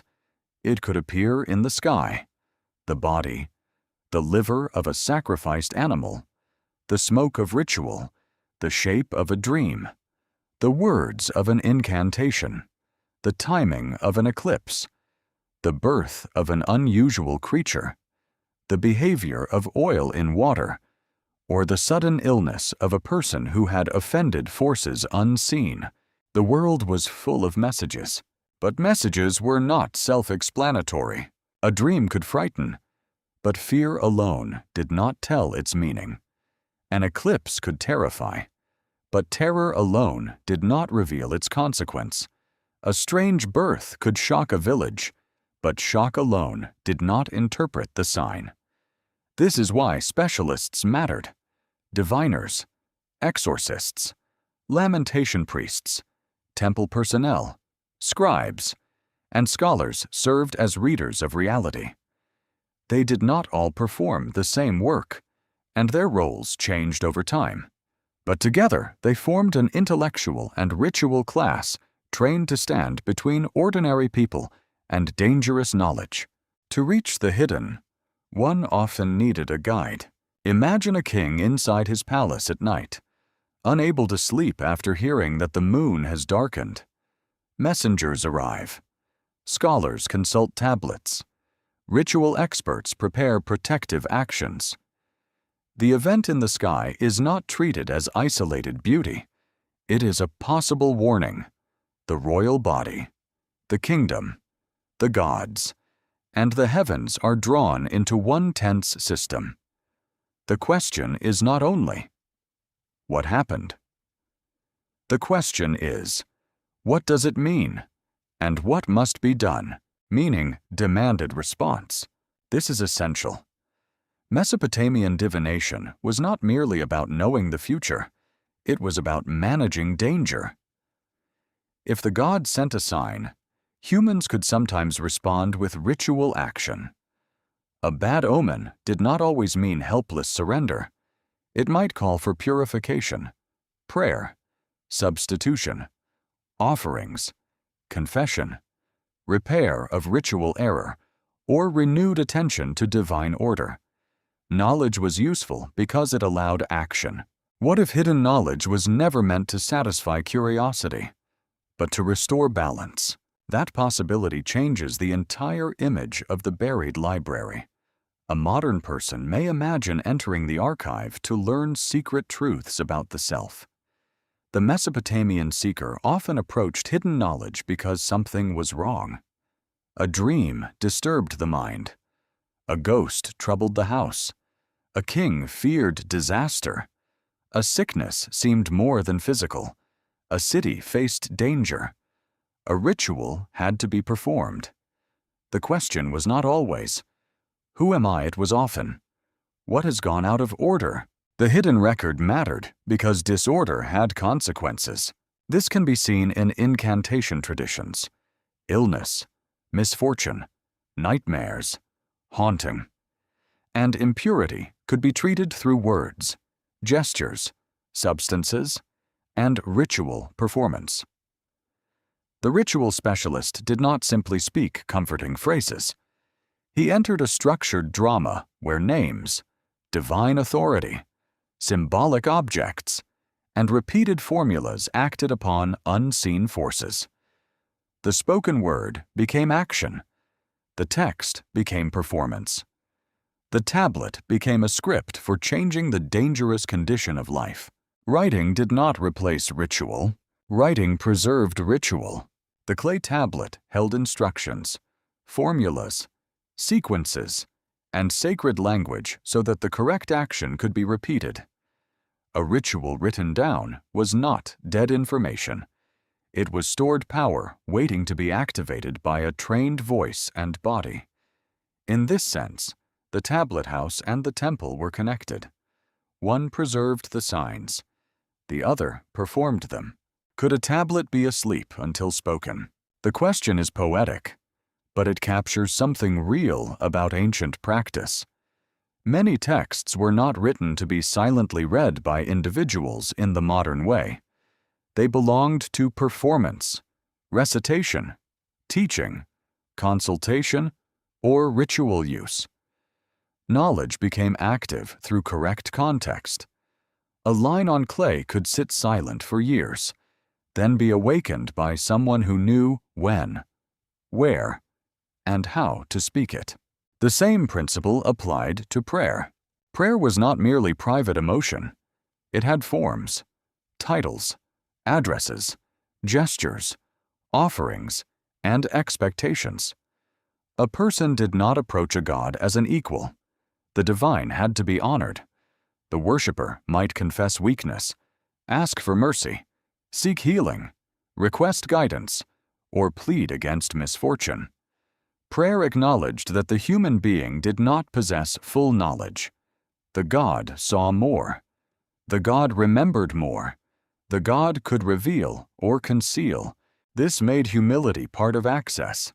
But humility was not always enough. Purity mattered too. Ritual purity did not mean moral perfection in the modern sense. It involved correct conditions for contact with sacred power: washing, special clothing, restricted spaces, offerings, timing, and avoidance of pollution could all matter depending on context. The hidden archive could not be reached with ordinary hands because divine knowledge was not ordinary. A boundary had to be crossed without violating it. That is a delicate idea. Ancient Mesopotamian ritual often tried to negotiate contact with the unseen while preserving order. Too little access, and humans remain helpless. Too much access, and the boundary between human and divine becomes dangerous. The ritual expert's task was not to break the wall, but to open the correct gate at the correct time. This gate could also open in dreams. Some traditions suggest that sacred sleep or dream-seeking could bring divine messages. A person might sleep in a temple setting or under ritual conditions, hoping for instruction. Even then, the dream required interpretation. The experience itself was not the end. It was the beginning of reading. A hidden message had to be translated into action, and action brought responsibility. If a person received a warning and ignored it, knowledge became judgment.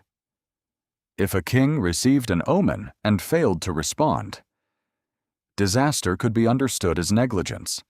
If a household neglected the dead, the return of a ghost might reveal a broken obligation. Hidden knowledge was not entertainment. It demanded obedience, repair, or change.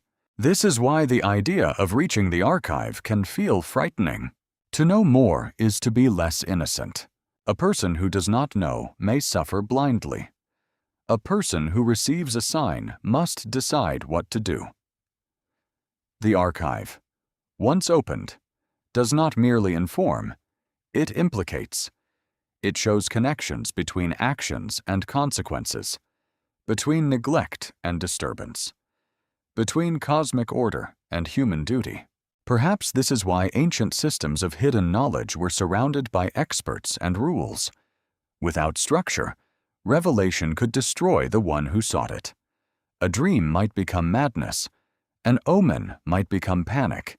A ritual might be performed incorrectly. A sacred name might be misused. Knowledge had to be contained so it could heal instead of harm. The path to the hidden archive was therefore not a straight road. It was a network of thresholds. The threshold of sleep, the threshold of the temple, the threshold of the written sign, the threshold of the sacrificial omen, the threshold of the star-filled sky, the threshold between living and dead, the threshold between human voice and divine command. Each threshold required a different kind of reader. The dreamer remembered, the diviner interpreted, the scribe preserved, the priest performed, the mourner offered, the scholar observed, the king listened or refused, the god revealed or remained silent. No single human controlled the whole system. That may be the most important truth. In Mesopotamian thought, hidden knowledge was distributed across society and cosmos. It was not owned by one seeker. It moved through institutions, rituals, signs, and divine decisions. Reaching it meant entering a relationship, not conquering a secret vault. And yet, the desire to reach it never disappeared. People wanted to know why suffering came. They wanted to know whether the dead were at peace. They wanted to know whether the gods were angry. They wanted to know whether danger approached. They wanted to know whether life had been placed inside an order larger than chance. Every ritual, omen, and prayer carried that longing. The buried library could be approached, but never possessed completely. A dream might open one page. An omen might reveal one warning. A ritual might repair one disorder. A tablet might preserve one fragment. A god might answer one plea. Then silence returned. The ancient seeker lived between revelation and concealment. Enough was shown to keep searching. Enough remained hidden to keep humility alive. This balance gave Mesopotamian knowledge its haunting power. It offered doors, but not ownership. It offered signs, but not certainty. It offered memory, but never the whole record. And that leaves a final unease.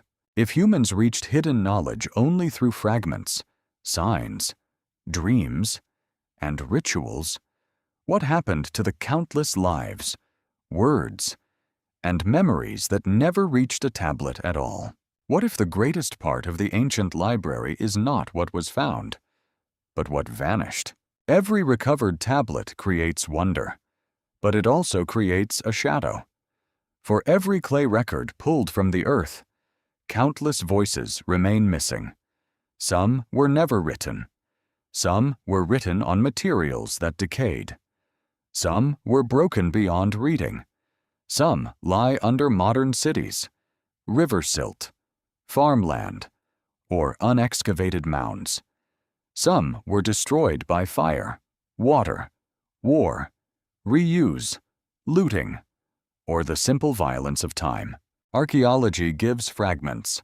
The imagination wants completeness. That tension is one of the most important truths in studying ancient Sumer and Mesopotamia. The past does not return as a whole world. It returns as pieces a tablet corner with half a name, a seal impression without its owner, a grave with damaged bones, a temple foundation, a school exercise, a myth with missing lines, a jar label, a broken statue, a wall that once carried color now lost forever. The buried library is real in the sense that tablets were truly buried, archives truly existed, and ancient knowledge truly survived under the ground. But it is not complete. It is not a perfect chamber waiting to give back every life. It is more like a shattered mirror. Each piece reflects something, but the face of the whole remains broken. And sometimes the missing part is exactly where the answer would have been. A tablet breaks at the line that might explain a ritual. A myth survives with the turning point gone. A list preserves names but loses the beginning. A letter reaches us without the reply. A hymn praises a god whose local cult is poorly understood. A legal record names witnesses, but not the argument that brought them together. The archive speaks, then stops. Why does this silence feel so personal? Because every human life is made of lost context. A name without a story is not nothing, but it is not enough. A tomb without a voice is not empty, but it is not complete. A myth without its ritual setting still shines, but its original atmosphere is partly gone. Modern readers stand before ancient fragments with the same hunger the ancients had before the gods show us what is hidden. Yet the earth answers slowly, and never fully. Archaeologists work carefully because evidence can be destroyed by careless curiosity. A tablet must be documented. A layer must be recorded. A seal must be studied in relation to where it was found. Context matters. A tablet taken from the ground without its archaeological setting loses part of its meaning. It becomes an object without a room, a voice without a body. This is why looting is so destructive. It does not only steal artifacts, it tears pages from the memory of the world. A tablet sold without context may still contain signs, but the story of where it rested, what surrounded it, what building held it, and what moment of destruction preserved it may be gone forever. The object survives while the archive is wounded. Could a recovered tablet still be partly lost? Yes, loss is not only physical, it is also contextual, linguistic, cultural, and emotional. Scholars can read many cuneiform texts, but not every sign is clear. Languages change across centuries. Scribes make errors. Texts use rare words. Mythic images depend on assumptions. Ancient audiences understood but did not explain. A line that was obvious to a temple singer may be mysterious to a modern translator. Even when a text is readable, meaning can remain buried. This is the humbling part. Modern people often imagine discovery as revelation. A tablet is found, translated, and the secret is solved. But ancient evidence rarely works that way. A discovery may answer one question and open 5 more. It may confirm that a story existed earlier than expected, but not explain its first origin. It may reveal a ritual phrase, but not the full performance. It may name a person, but not recover the person's inner life. The archive gives traces, not total possession, and still, traces are enough to change history. A small tablet can reveal an economic system. A broken myth can reshape the study of religion. A school text can show how children learned. A seal can identify a person's role. A burial can reveal social inequality, care, violence, trade, or belief. A flood layer can raise questions about local disaster and memory. A city plan can show how power moved through streets and sacred spaces. Fragments are not failures. They are the form in which the ancient world survived. But they require discipline. The temptation is always to fill the gaps too quickly. A missing line becomes a modern fantasy. A broken symbol becomes proof of anything the viewer wants to believe. A divine tablet becomes a technological device. A long reign becomes literal immortality. A ritual phrase becomes a universal secret method. The silence of the evidence becomes a screen for projection. That is where honesty becomes part of the mystery. To say we do not know is not weakness. It is respect for the dead. It refuses to make ancient people say what they did not say. It refuses to turn broken tablets into false certainty. It allows the ancient world to remain strange on its own terms. What archaeologists know comes from material evidence. What ancient texts describe comes through myth, ritual, law, administration, and literature. What historians believe is built carefully through comparison and context. What modern interpretations suggest may inspire reflection, but they must remain clearly marked as interpretation.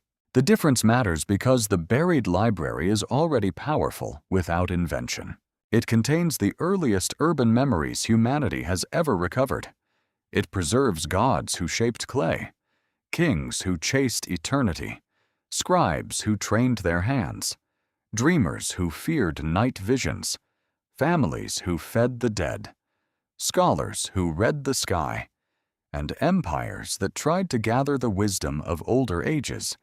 It does not contain every life fully, but it contains enough to prove that ancient people fought against disappearance with everything they had. Maybe that is the real revelation. Not that every life has been found, not that every soul can be read from a tablet, but that from the beginning of writing, human beings sensed that life needed witnesses. They built temples, made offerings, copied myths, named kings, listed workers, watched stars, interpreted dreams, and buried tablets without knowing who would one day read them. They preserved what they could, and time changed the rest. The library that reaches us is not complete, but wounded, not silent, but interrupted, and perhaps that makes it more human, because every memory we carry is also incomplete. Every family history has missing names. Every civilization remembers selectively. Every person becomes, in time, a fragment in someone else's archive. So the final question rises from the dust with quiet force. If what was buried was changed, broken, and only partly returned, can any life ever be fully preserved? Or is the act of being remembered always a transformation? What if the life that is recorded most completely is not written by a scribe, a god, or a king, but by the living itself? The mystery began with a haunting image, a buried library where every life ever lived might somehow remain preserved. It is an idea that pulls at something deep in the human mind. We want to believe that nothing truly disappears, that every act of love, every betrayal, every prayer whispered into darkness, every forgotten child, every worker's exhausted hand, every dream that vanished at dawn, every name no longer spoken, somehow survives in a hidden place. But ancient Sumer does not give us a simple confirmation of that dream. It gives us something older, stranger, and more powerful. It gives us clay. It gives us tablets. It gives us names. It gives us gods who decree destiny, scribes who preserve memory, kings who fear oblivion, families who feed the dead, dreamers who wake trembling, priests who read omens, scholars who watch the sky, and myths where divine powers move through hidden channels beneath civilization. What ancient texts describe is not a modern universal library where every soul's full biography can be opened like a book. That idea belongs to later spiritual imagination. The Sumerian and Mesopotamian world speaks in different forms: divine decrees, sacred powers, tablets of destiny, underworld laws, ritual obligations, celestial omens, preserved names, and written records. Its symbols are physical, formal, and often severe. What archaeologists know is equally important. Real tablets were buried. Real archives existed. Real scribes trained in tablet houses. Real temples stored records. Real cities rose and collapsed between the rivers. Real clay objects preserved the names of kings, workers, priestesses, merchants, witnesses, students, and worshippers. But archaeology has not uncovered a single complete archive of every human life. It has uncovered fragments of a civilization that tried desperately to make memory durable. That distinction does not weaken the mystery.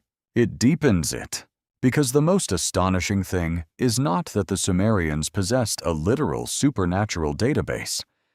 The astonishing thing's that, at the dawn of written civilization, they began acting as if existence needed to be recorded in order to endure.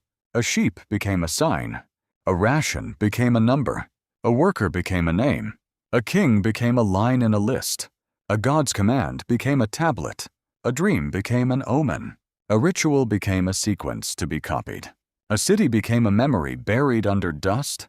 This is the true buried library, not one chamber, but a network of traces scattered across clay. Myth, ritual, sky, underworld, and human remembrance. And every trace asks the same question: what survives? The body does not survive, not in the ordinary sense. The proud ruler, the temple singer, the farmer, the widow, the student, the scribe, the child, the prisoner, the priest, the soldier, all return to dust. Even the city returns to dust. The walls crack, the canals fill, the temple platform erodes, the language falls silent, the names become unreadable. Yet the tablet waits.